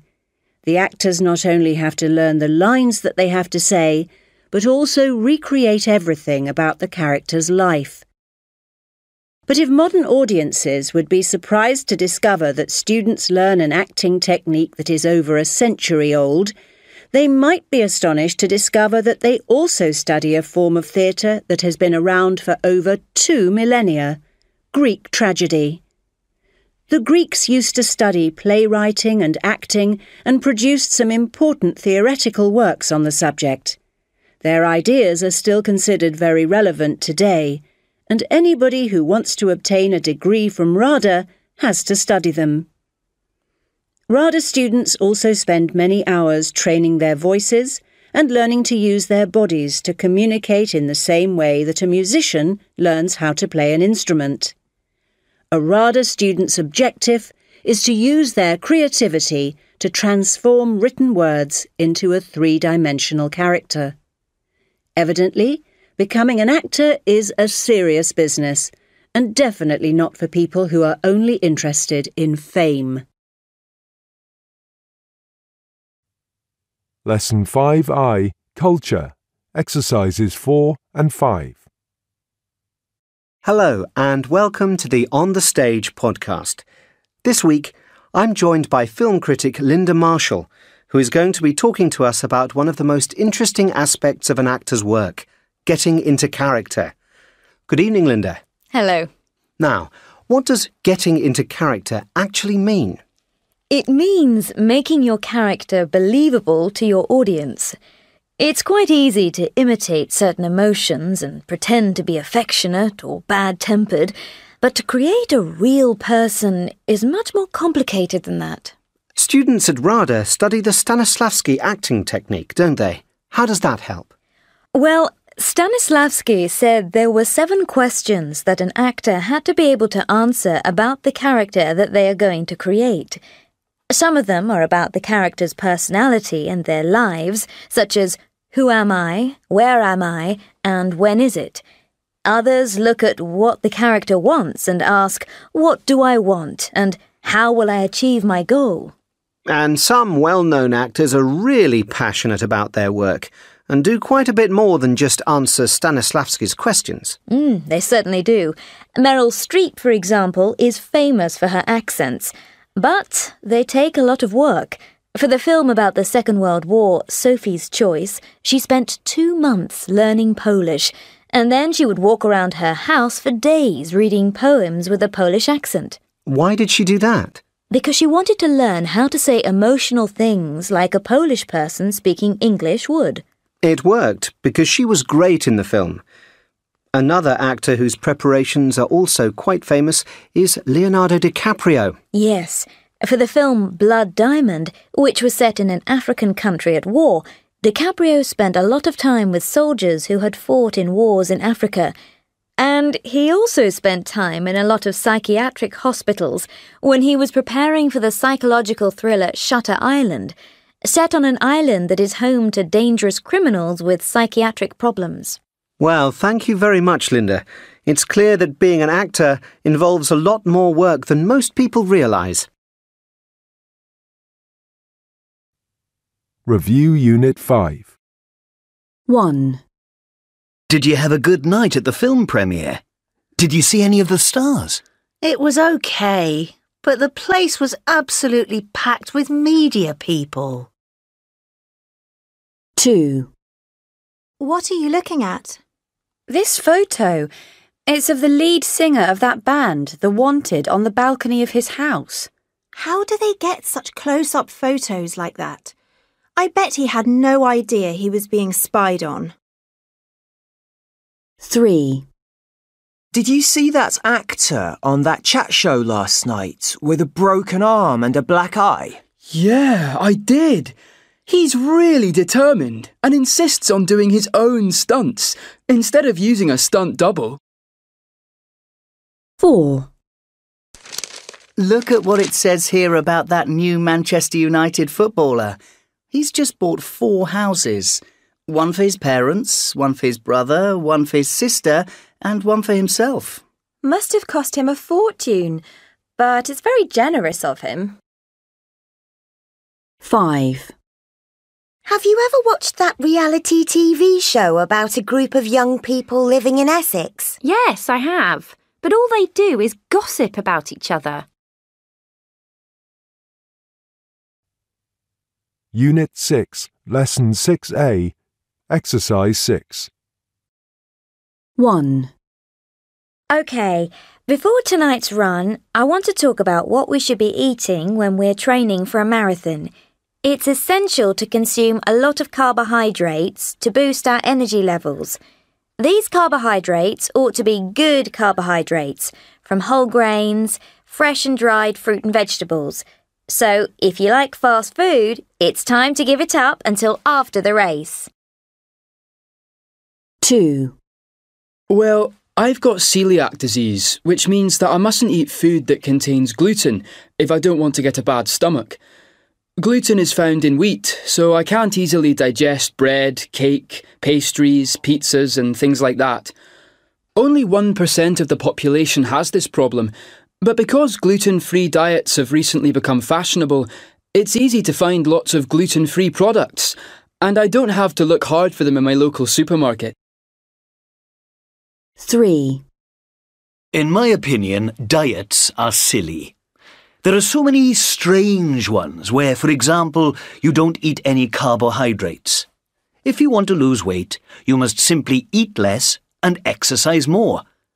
I was very inactive for years and consumed large quantities of unhealthy processed food. Not surprisingly, I was overweight. Last summer, I started doing exercise and I visited my doctor who told me I had to reduce my intake of unhealthy meals. The result? I've lost 17 kilos in 6 months. Lesson 6C, Exercise 3. Phew. Give me a minute. Well, that was the sound of me working very hard indeed. My heart was pumping, my lungs were bursting, and I could feel the lactic acid flooding into my legs and making my leg muscles ache. Oh, and all that was happening in the space of 30 seconds while I was pedalling as hard as I could on this exercise bike. Oh.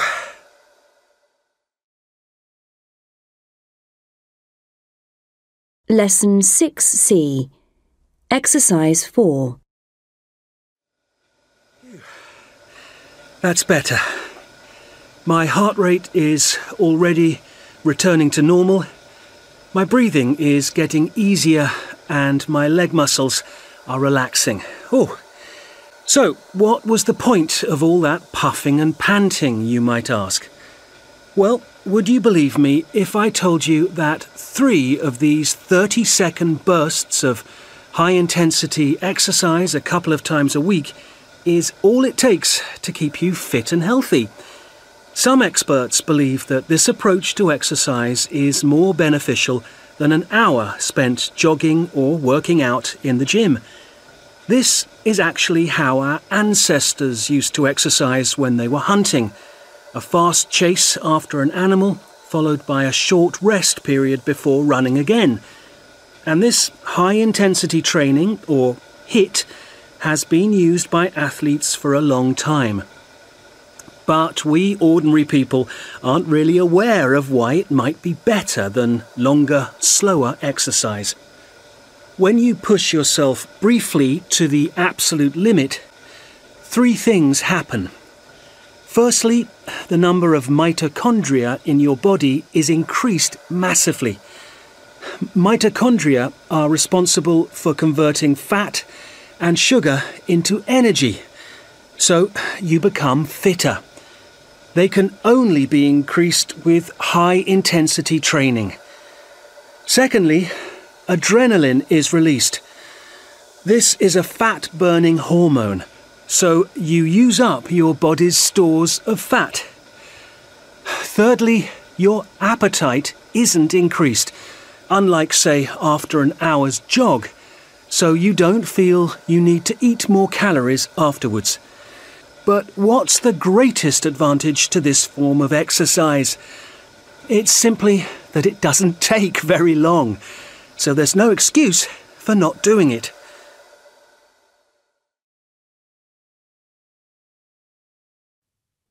Lesson 6C, Exercise 5. 1. I was exercising so hard that my heart was pumping and my leg muscles were aching. 2. It's good to push yourself to the absolute limit with short bursts of high-intensity exercise. 3. Mitochondria convert fat and sugar in the body into energy. 4. This type of exercise also releases adrenaline, a hormone which burns fat. Lesson 6C, Exercise 6. 1. I'm fanatical about football. I love watching it, talking about it, but most of all, playing it. I can't remember the last time I missed a session or a match. I'm in the local football team, which meets throughout the winter, and I'm also in the school team. The school football club gets together on Mondays and Wednesdays after lessons finish, and sometimes we take part in tournaments with other schools. We're quite good. Our local team is more serious and trains every Thursday night. Matches are often arranged for Saturdays against other local teams. It's supposed to be just for fun, but I'm actually very competitive. I'm not a brilliant player by any means, but what I lack in skill is compensated for by my sheer enthusiasm, dedication and commitment. I like us all working together to beat our opponents. We play hard, so we usually do really well in local tournaments. 2. I absolutely love the gym in my town and I attend all the fitness classes. They're free to members. So I do aerobics on a Monday night. That's one of my real favourites because the instructor plays such cool music. Then there's body pump on Tuesdays. That's where we're lifting weights and it's hard. On Thursdays, I do yoga, which is really good for stretching after doing weights. And on Saturday mornings, it's a spinning class where you pedal on an exercise bike to music. That's the hardest work of all because you are given short bursts of high-intensity exercise, so your heart really pumps. Classes are great for me because I prefer exercising with other people around. It's much more motivating and fun. 3. Tanya, you are now our #1 junior gymnast in the Southwest. How old are you now? I'm 15. Just 15. And would you say that it's true that you have to be completely single-minded to excel in a particular sport? Yes, I think that's true. I do gymnastics nearly every day and I've been doing so for years. I get up at 5:30 and go to the gym before school 3 times a week. After school, I'm usually back there again from 4 till 7. Oh, that's a lot of hours. How hard do you usually train? I push myself to the limit, and I'm usually covered in bruises. But I do try to avoid injury, though it's difficult if you're being taught a new move. You're going to make mistakes. What's your favourite piece of equipment? The floor. I love jumping and tumbling, and it's great to have music to move to. It really helps. And what are you training for in particular? I've just been given the news that I've been selected for the national junior squad. I'm thrilled. And if I train hard enough, I hope to be picked for the next Olympic team. That's a complete dream for me.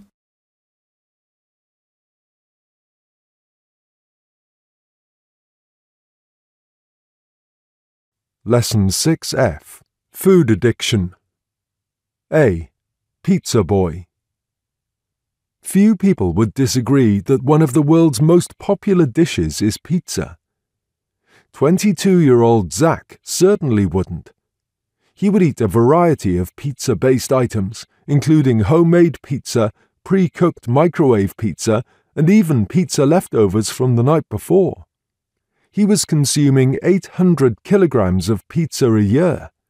As a child, Zach had eaten a wide variety of food, but he became addicted to pizza when he started secondary school.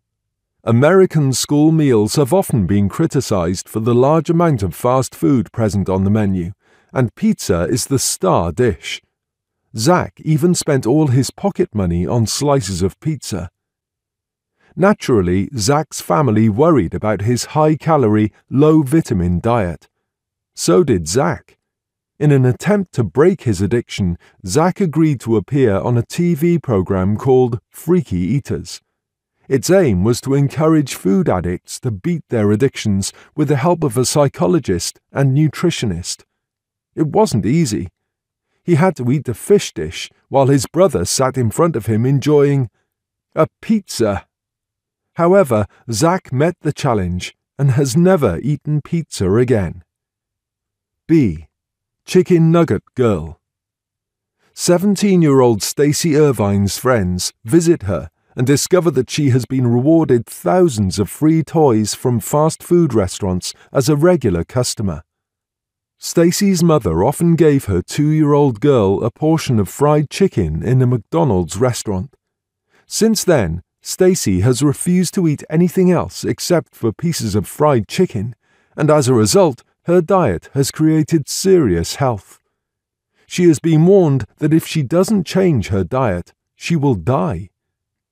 Stacey once collapsed due to lack of vitamins and nutrients and needed to be hospitalized. The doctor who treated her said she had never seen such an extreme case of food addiction. She insisted that Stacey adopt a healthier lifestyle. However, worryingly, Stacey's mother said that while Stacey was beginning to understand the seriousness of her situation, she couldn't eat anything else but chicken nuggets. C. Chip Girl. 20-year-old Hannah Little was keen on chips. The only thing that Hannah consumed for 15 years was one plate of chips after another. Not surprisingly, a diet that contained few nutrients and an excess of fat and carbohydrates could only have negative consequences. And it did, because not only did Hannah develop health problems, but she also had to leave her job after collapsing at work. At 5, Hannah became addicted to chips and refused to eat fruits and vegetables despite her mother's efforts.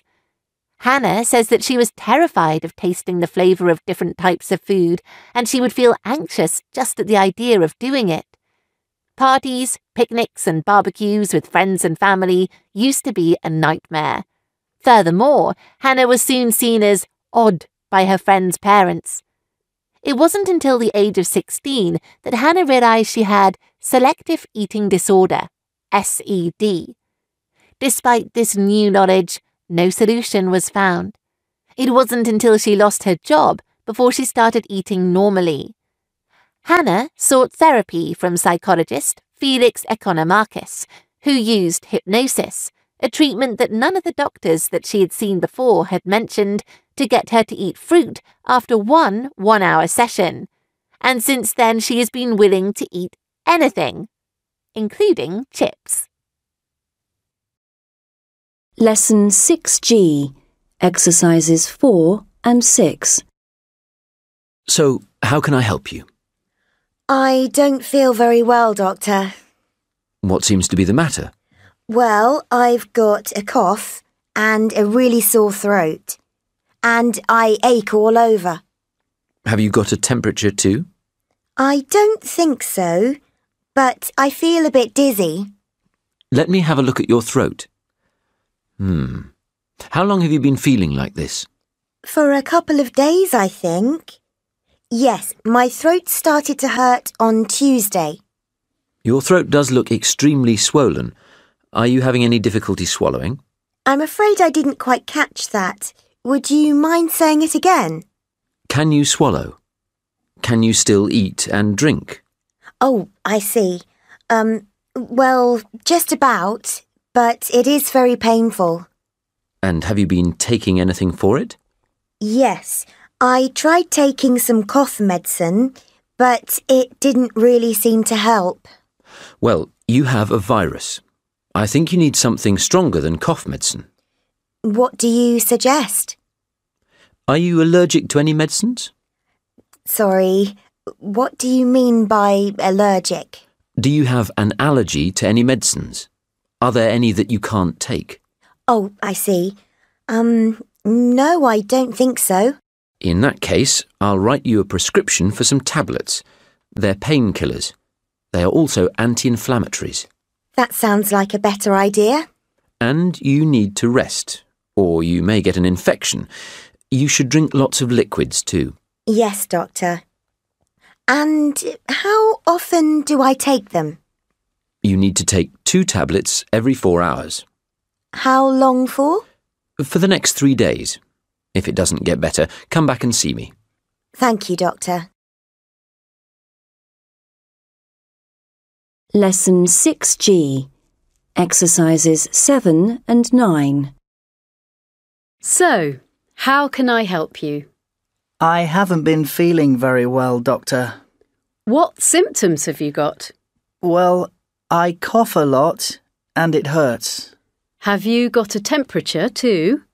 Well, I've been feeling quite hot lately and I've had a headache. Let's see. Yes, you do have a slight temperature.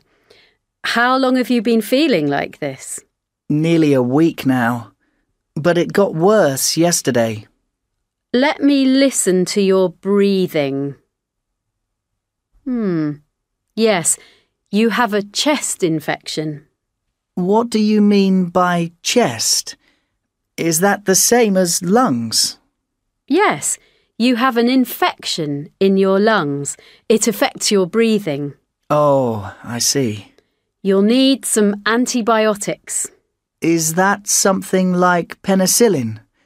I'm not really sure about that. Penicillin is one type of antibiotic.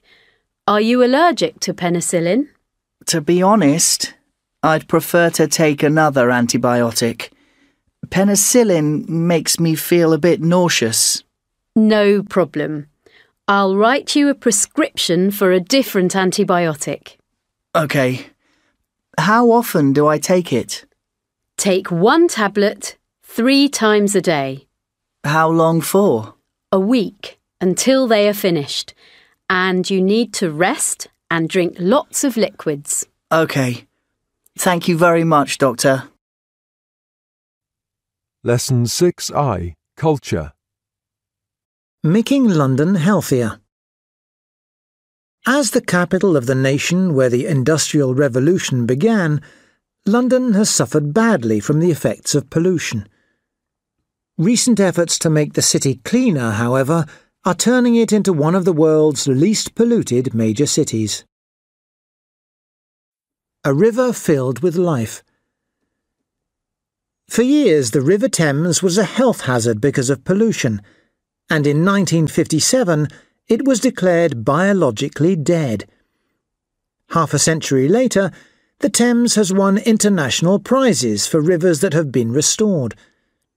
There are now hundreds of different types of animal and bird feeding on its banks, over 125 different species of fish swimming beneath its surface, and even seals and dolphins have swum up the river from the coast to visit the centre of the city. The Great Smog. Since the beginning of the Industrial Revolution, Londoners had become used to suffering from coughs and chest infections caused by smog, which is a combination of smoke and fog. However, when the smog of December 1952 caused 4,000 deaths in 1 week, the government finally realised that something had to be done. A series of clean air laws were passed to avoid a repeat of the tragedy, and since then, the quality of London's air has improved greatly, although there is still plenty of work to do. paying to drive. At the beginning of the new millennium, because of the number of vehicles, traffic in London was moving at the same speed that it had moved at 100 years before, when people travelled in horse-drawn carriages, just 16 kilometres per hour. To improve journey times and the quality of London's air, a daily charge of £5 was introduced in 2003 for all vehicles being driven in the city. Not only did the number of cars on the roads immediately drop by 15%, but also the number of people cycling increased by 49%, so people benefited from cleaner air and more exercise.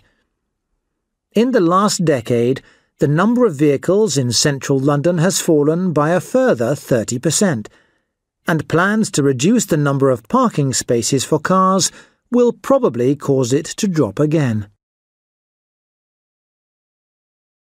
Lesson 6I, Culture, Exercises 3 and 4.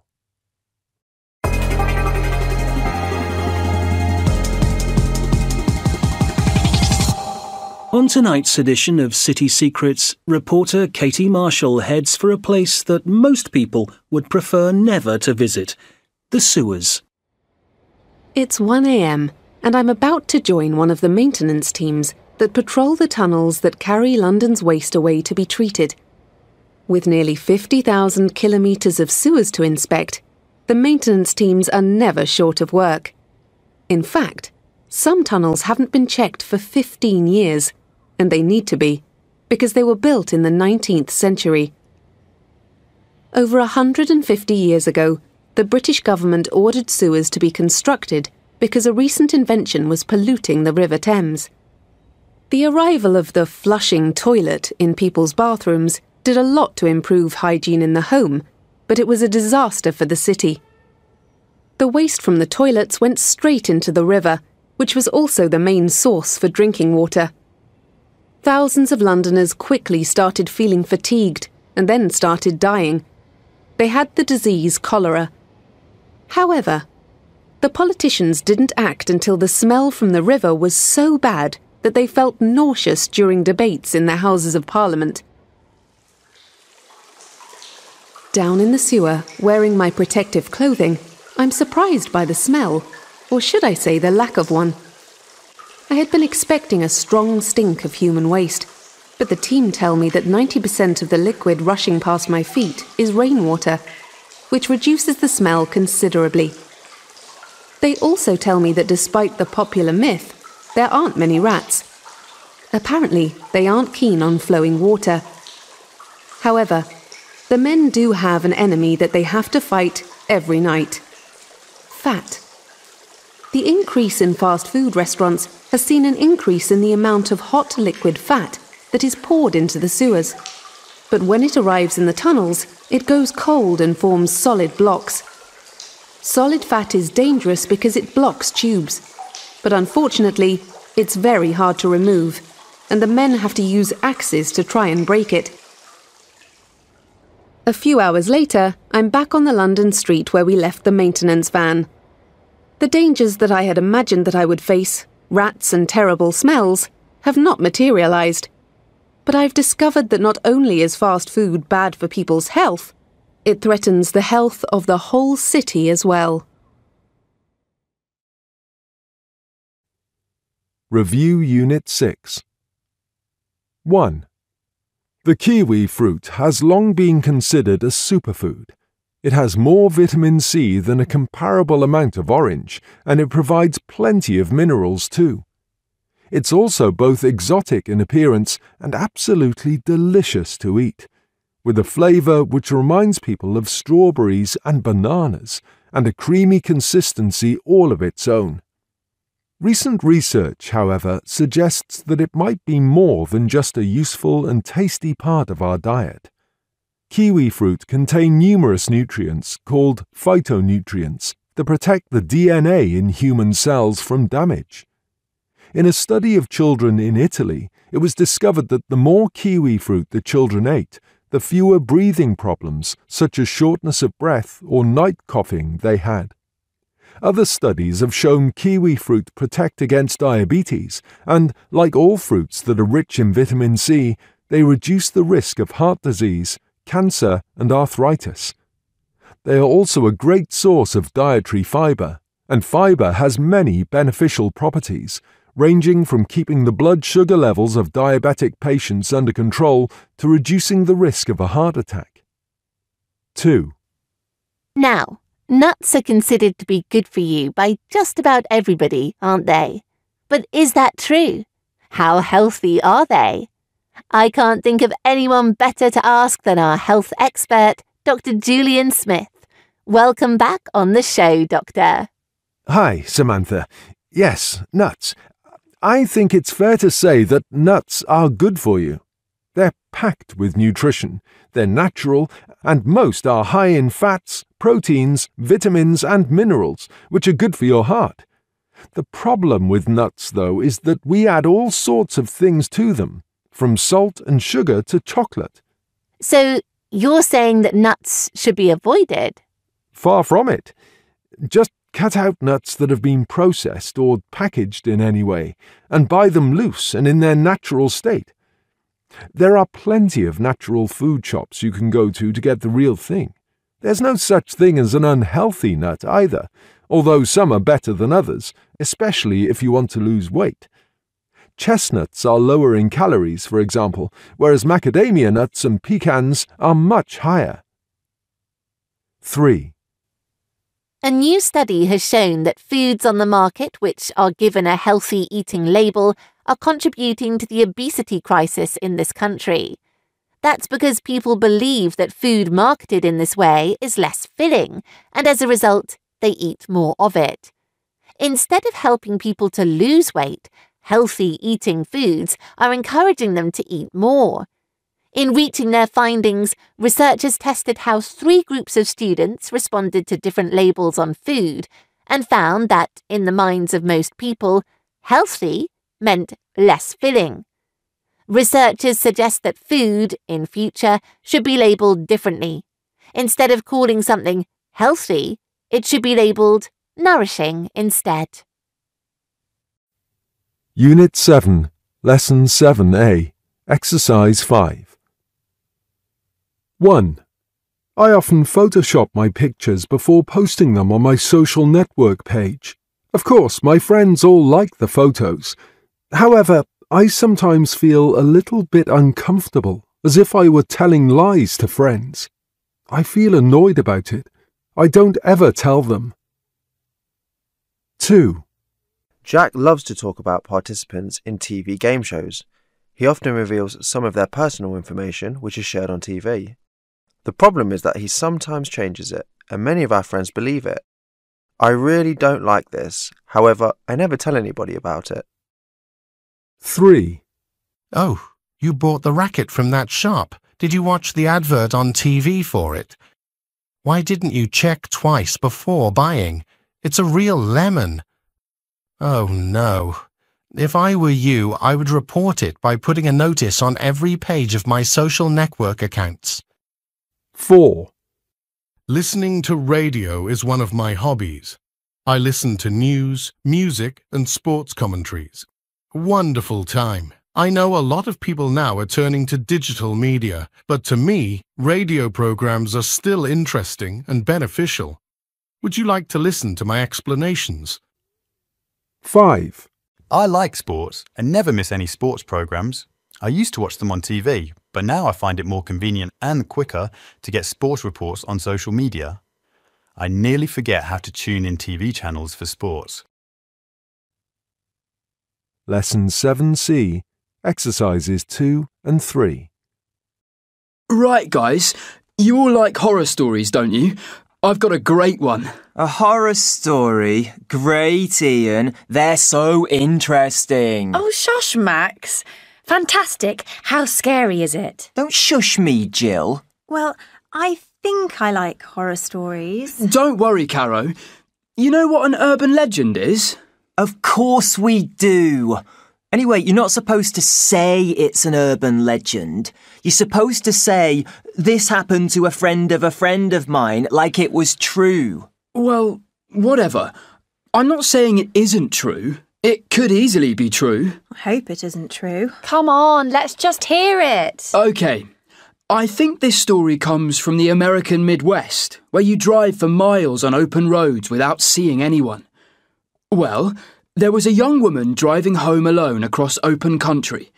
It was dark and rainy, and it was getting late. Oh dear, I don't like this story already. Oh yeah, it's so scary. I quite like this kind of story. Guys, I haven't even started yet. Anyway, she realised that she'd have to stop for petrol soon if she didn't want to start walking.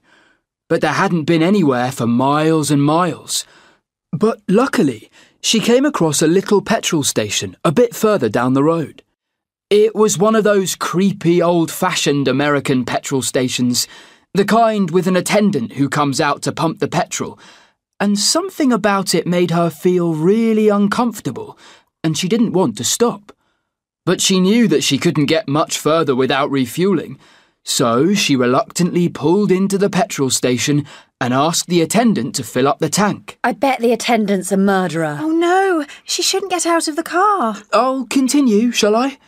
Anyway, the attendant seemed nervous as he filled up her petrol tank, but eventually he finished the job and came over to the driver's side to get the payment. She gave him a $50 banknote. He examined it carefully, then told her that it was a forgery. At this point, she wasn't just uncomfortable, but really scared. The attendant explained that he would have to take her back to his office and call his manager because the forged banknote would have to be reported. Once he had convinced her to come with him, he explained that there wasn't actually a problem with the money. He'd needed to get her out of the car because there was a man with an axe hiding in the back seat.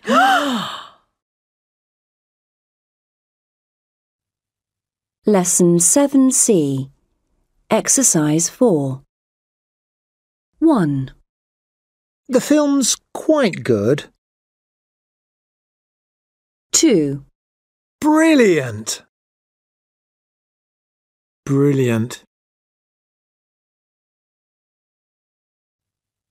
Lesson 7C. Exercise 5. 1. Well, I think I like horror stories. 2. Oh yeah, it's so scary. 3. I quite like this kind of story. 4. She shouldn't get out of the car. Lesson 7C.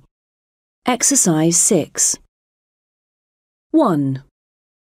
I enjoyed the story. 2. Brilliant. It's snowing. 3. You'll love it. 4. This is the road home. 5. This is nice. 6. Oh, great. Just what we need. Lesson 7C. Exercise 7.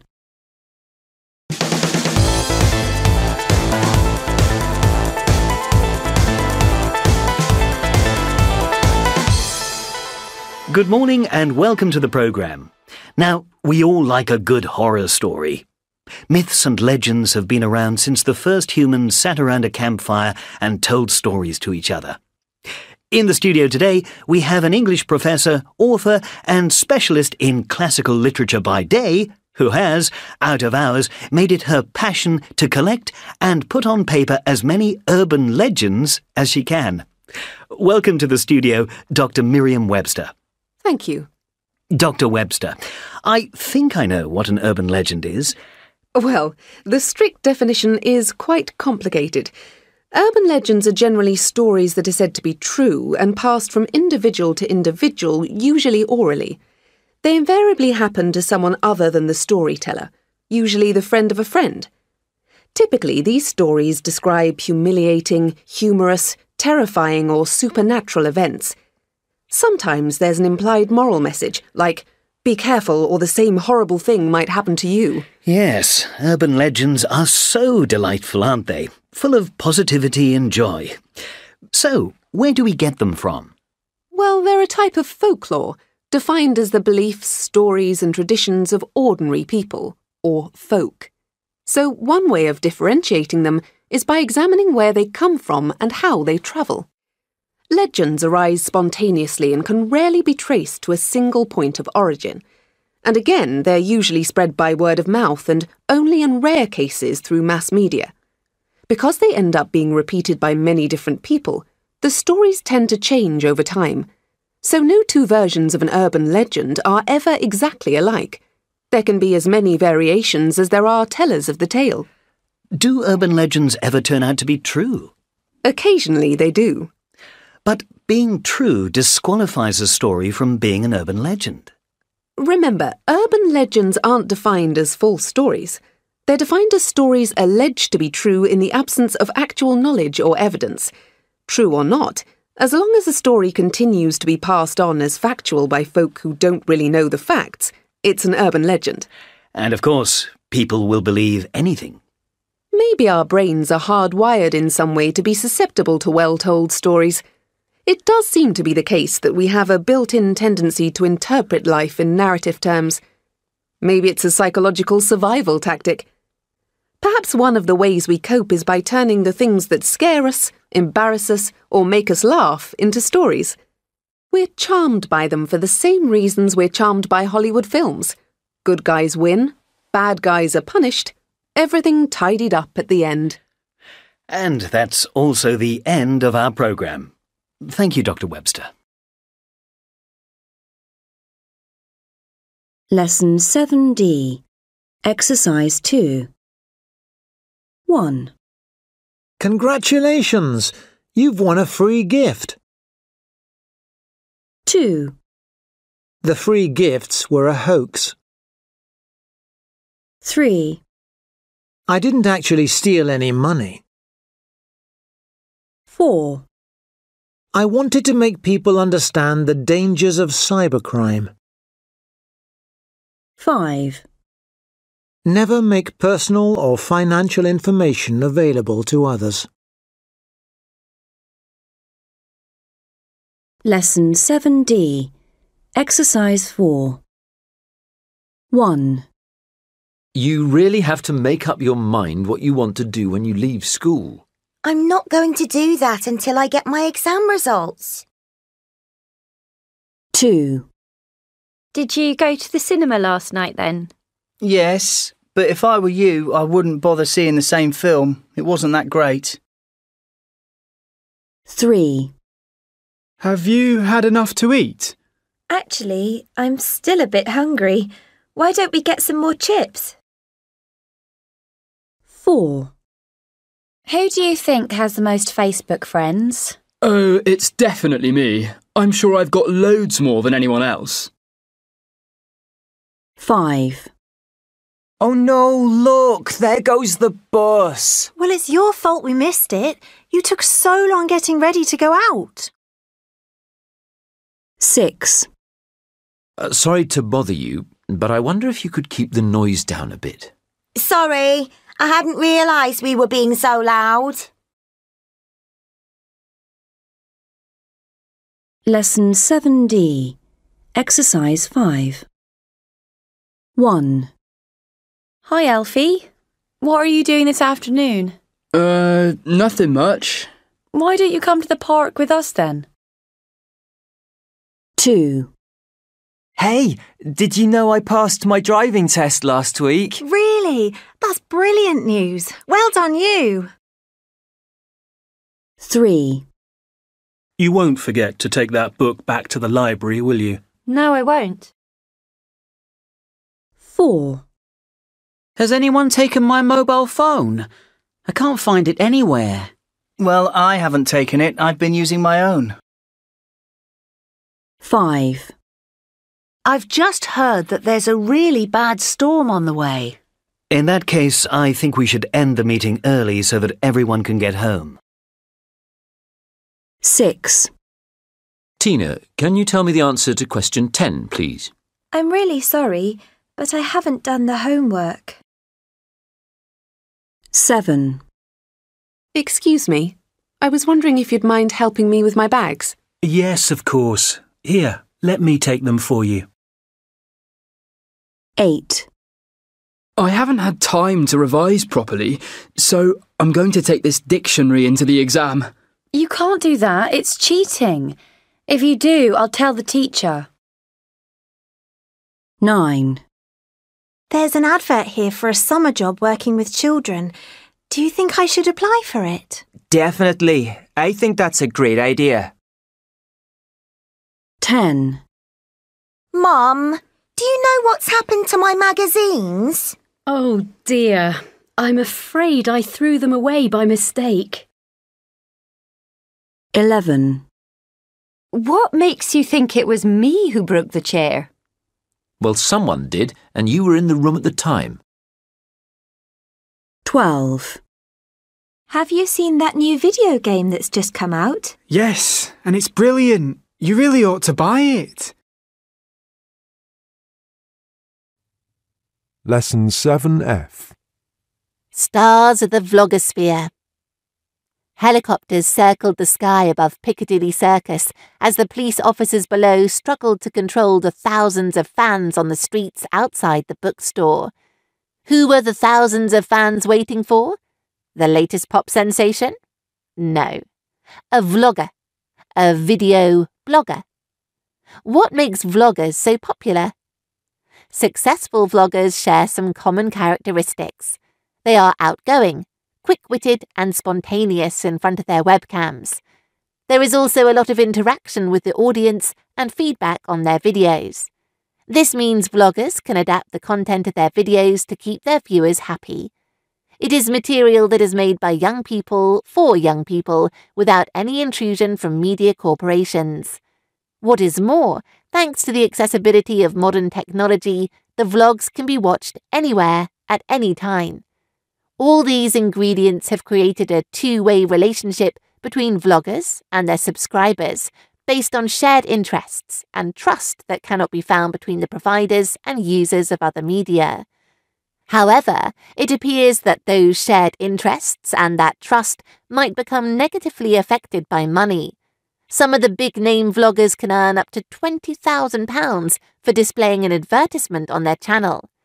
They also earn a lot for mentioning or reviewing a product in a vlog. About 1,000 vloggers around the world earn at least £100,000 a year from their YouTube income, and profits are sometimes earned at the expense of honesty. So, will vlogs go the way of many TV programs and films? Not according to the vloggers, who emphasize their creative independence over making money. However, Zoella, one of the few vloggers in the public eye in Britain, caused a scandal after publishing a book and claiming that it had always been her dream to write a novel. Shortly later, she had to admit that she had not written it alone and her name was just being used to sell it. Many media experts saw it as a sign that vlogging had lost its innocence and that large media corporations were taking control. Lesson 7G. Exercises 3 and 4. It's certainly true that social media can cause problems for people, even if they aren't exactly crimes. So, for instance, somebody might feel very unhappy because a photograph of them is posted online without their permission. It might even get unkind comments, which is a kind of cyberbullying. I'm not sure if it's against the law, but it certainly causes a lot of unhappiness. But social media can also be used to fight against crimes, particularly when it comes to sharing information. The kind of thing I'm talking about is when somebody has a bike stolen and puts a message on Facebook or Twitter asking for help. People then share that message online, and quite often it is seen by hundreds or even thousands of people. It often has a positive result. Social media can also help reduce crime in other ways, particularly when it is used by the criminals themselves. One example of that would be when a criminal posts a photo of himself with something that he has stolen, It sounds unbelievable, but actually it happens quite often. I suppose they imagine only their friends will see it, but they're wrong. These days, the police use social media a lot when they're trying to solve crimes, because it's such an easy way to look for evidence. Lesson 7I. Culture. Lifelong learning. Pierre de Fermat was born on August the 17th, 1601, in Beaumont-de-Lomagne, France. He was a famous French mathematician who was often called the founder of the modern theory of numbers. Fermat was one of the two leading mathematicians of the first half of the 17th century. The other was René Descartes. Fermat discovered the fundamental principle of analytic geometry. He was also regarded as the inventor of differential calculus and a co-founder of the theory of probability. What strikes as a surprise is that Fermat never considered doing research in mathematics his job. Although Fermat studied law when he was at college, he developed strong love for foreign languages, literature, and mathematics. He read a lot of documents and taught himself in many fields. As early as 1629, Fermat began a lot of research on mathematical theories, including algebra and geometry. In 1631, Fermat received a degree in law from the University of Orléans. He served in the local parliament at Toulouse, becoming councillor in 1634. In 1638, he was named to the criminal court. Despite his busy work at the court, Fermat never stopped learning and doing mathematics. In 1679, he published Introduction to Loci, in which he presented that the study of loci, or sets of points with certain characteristics, could be facilitated by the application of algebra to geometry through a coordinate system. The most interesting story about Fermat should be his last theorem, which is also known as Fermat's Great Theorem. It is a statement that there are no natural numbers, x, y, z, such that xn plus yn equals zn, in which n is a natural number greater than 2. In 1636, Fermat, the distinguished mathematician, wrote in his copy of the Arithmetica that he had discovered a true proof of this theorem, but the margin of the book was too small for him to write it down. For centuries, so many mathematicians all over the world were puzzled by this statement. No one could prove or disprove Fermat's last theorem. Not until 1993 could the English mathematician Andrew Wiles devise a proof of this theorem. He then presented the proof in the journal Annals of Mathematics in 1995. Andrew Wiles had been interested in Fermat's last theorem since the age of 10. His years of searching for an answer finally became successful. Lesson 7I, Culture, Exercise 5. Lifelong learning is following additional education and developing particular skills which are necessary for one person's job or life. Lifelong learning can only be effective if the learner is self-motivated, voluntary, and focused. The learner should set his own goal on his own interests. He is also willing to gain more skills, though it may take time. He is persistent enough to carry on his plans of learning step by step. He is the one who decides his long journey. No one else can decide what he needs to improve, which course he has to take, and how much time he needs for it. Lifelong learning is regarded as one of important characteristics that the employers nowadays look for. It is essential for the employees to seek ways to grow personally and professionally. This helps them to stand out in the job market. Employers are happy to have lifelong learners at work because they are likely to pick up skills at time, anywhere, train themselves in order to meet the work demands. Review Unit 7. The media appears to have an obsession with telling us what we should and shouldn't eat, but this advice is often contradictory.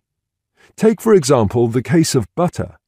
For years we were under the impression that butter was bad for us because of its high fat content. This belief dates back to 1913, when Russian researcher Nikolai Anichkov fed large amounts of animal fats to rabbits.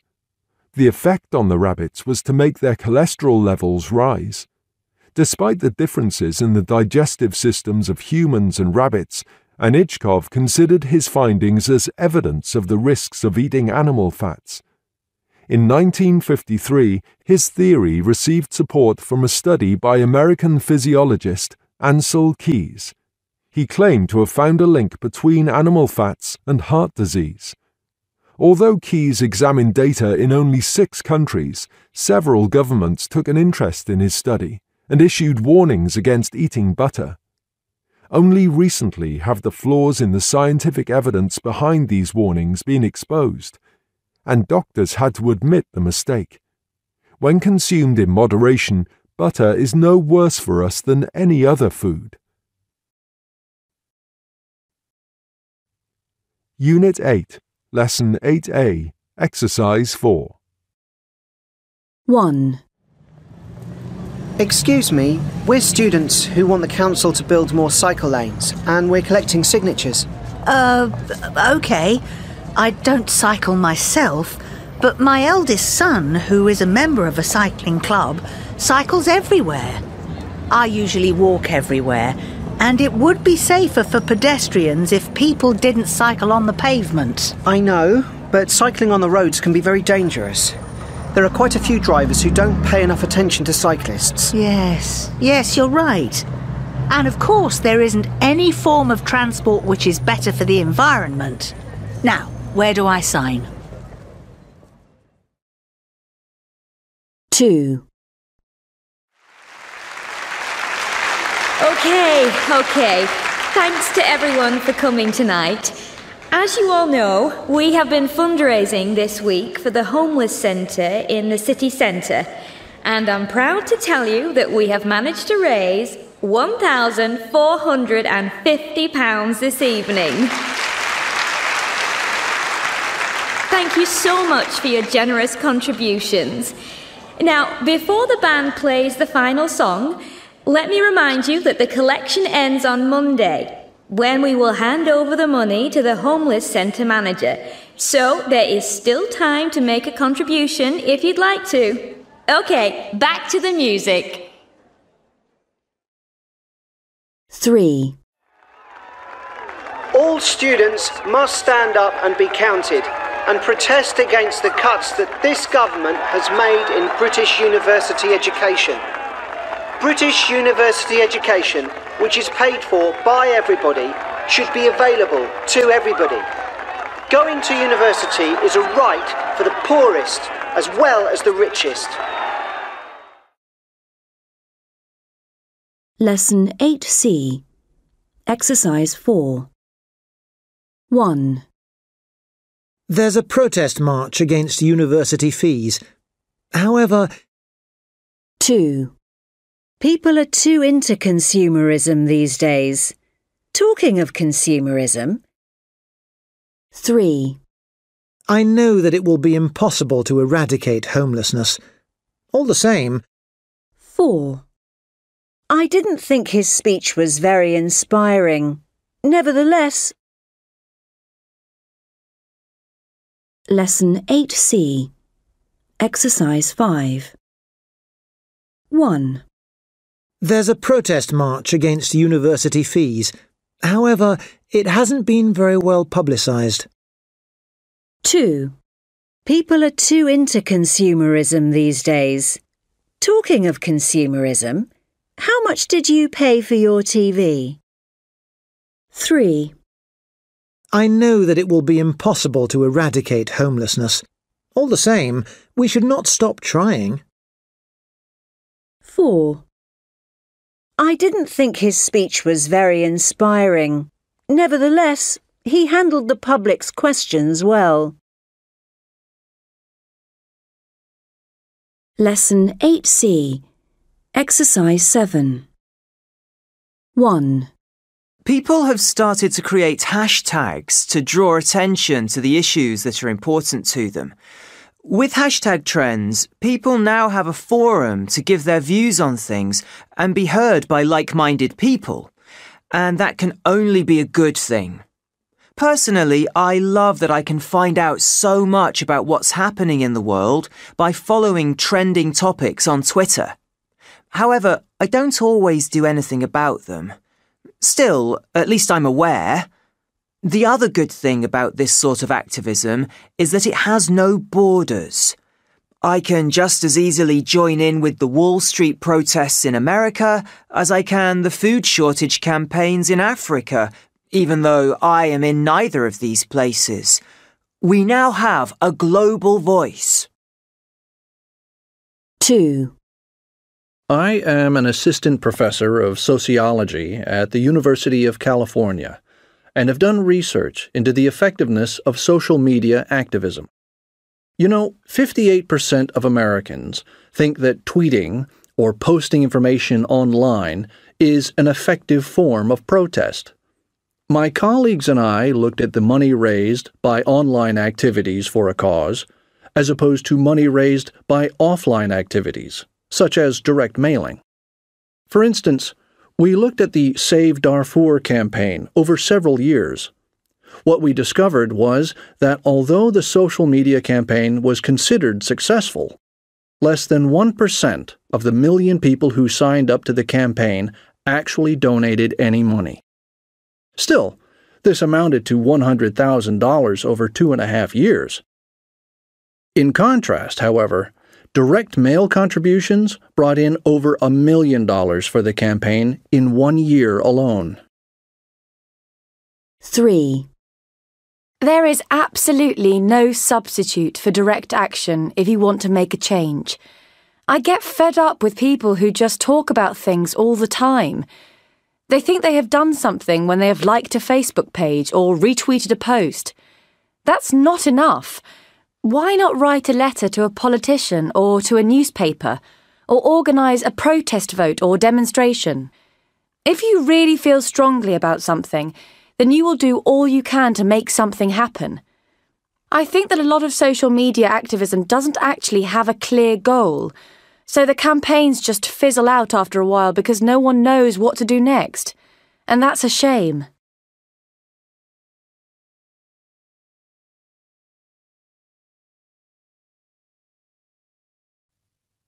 Lesson 8F. Making a difference. A. A-Tech compliments. Wilson, too, was beginning his final year at school when he decided to get a school Facebook page started. Nothing unusual about that, you might think. But Wilson's motivation for setting up the page wasn't to discover the latest school gossip. He believed that Facebook could help him take on a problem that was making life difficult for a few schoolmates: bullying. Without mentioning his plans to his friends, Wilson launched A-Tech Compliments, a Facebook page which invited students to send in anonymous compliments about each other, their teachers, and their school. At first, Wilson wasn't expecting much of a response, and he monitored messages closely in case unpleasant comments or racism appeared. However, Wilson needn't have worried. A-Tech Compliments was an instant success and quickly had 500 regular followers, all of them being positive. It seemed that the students were just waiting for the opportunity to say nice things about each other and their school. Although everybody wanted to know who had thought up this great idea, Wilson kept his identity secret until the end of the school year, when the school intercom asked the creator of the Facebook page to reveal himself. Wilson stepped forward to receive the applause and thanks of the whole school. He was also given one last job to do: train a new administrator so the page could continue after Wilson stepped down. Today, the idea has also spread to high schools across the country. B. Voice of the community. A teacher spotted René Silva's talent for writing when he was just 11 and encouraged him to set up a community newspaper. René accepted the challenge and took on publishing Voz da Comunidade, Voice of the Community, and he soon realized that the monthly newspaper could help his neighborhood. René lives on the edge of Rio de Janeiro in a favela, a poor town that used to be controlled by armed drug gangs.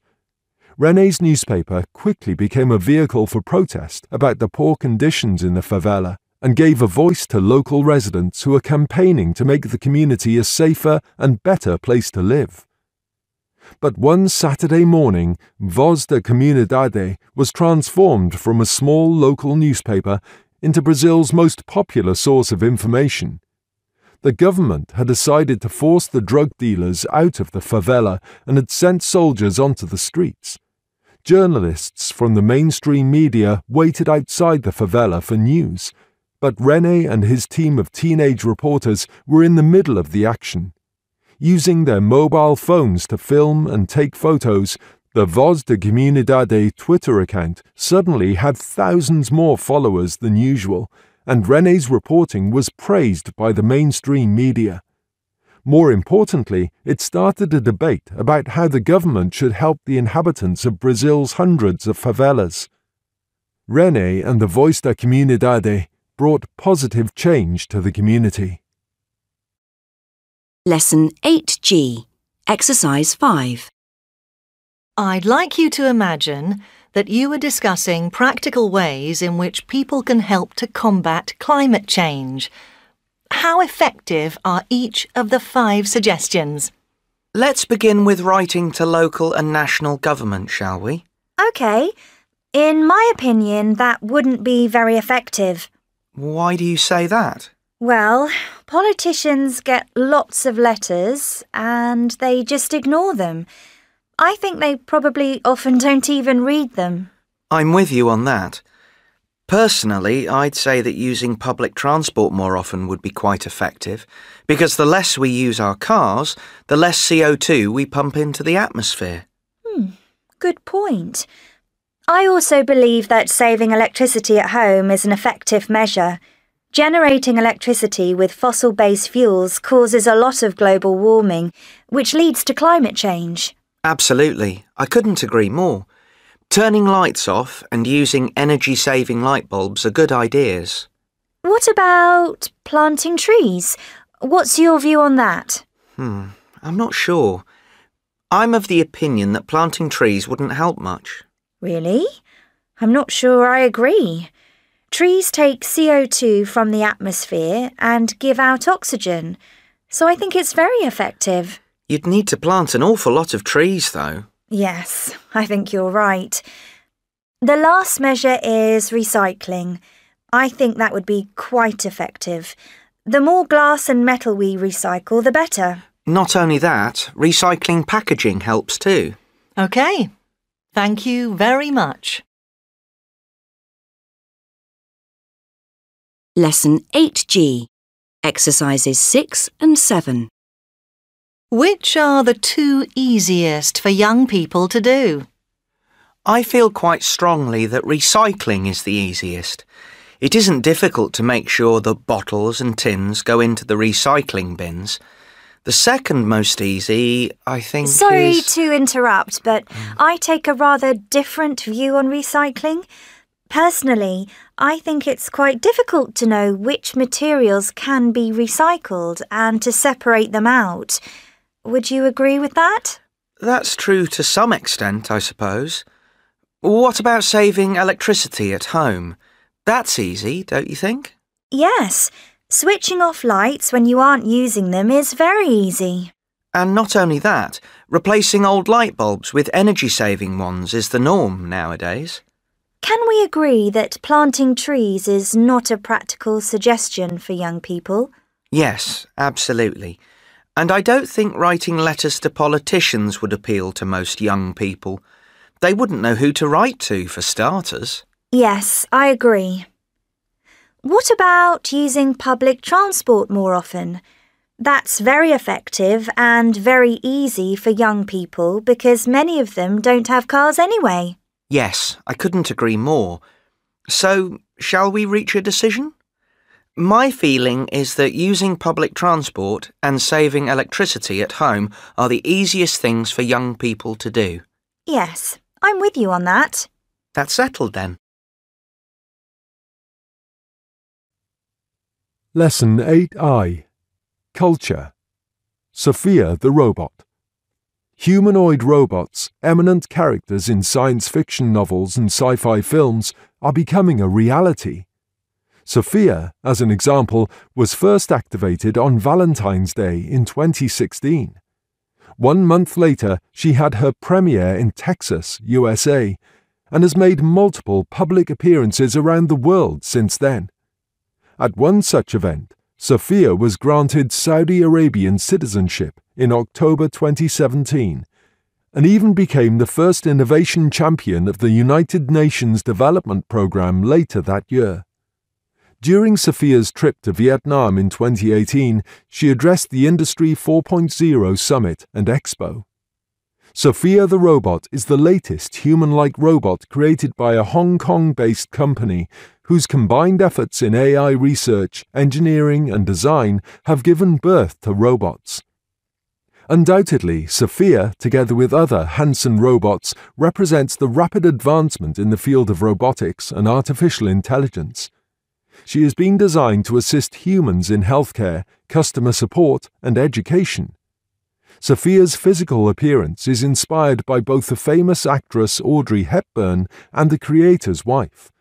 She has cameras for eyes and microphones for ears, allowing her to see and hear like a human.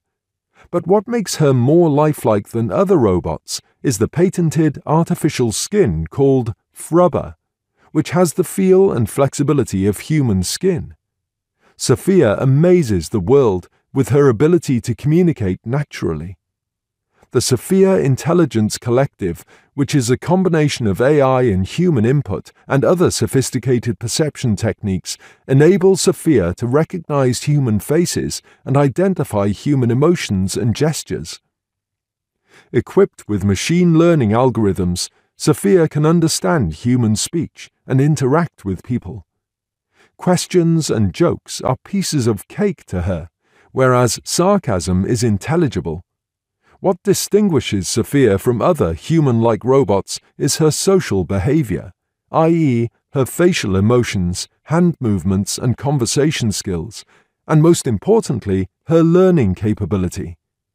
Sophia is programmed to learn from experiences and adapt to new situations. Lesson 8I, Culture, Exercises 5 and 6. We're here at the Industry 4.0 Summit and Expo in Vietnam. The event this year welcomes Sophia the Robot from Hanson Robotics.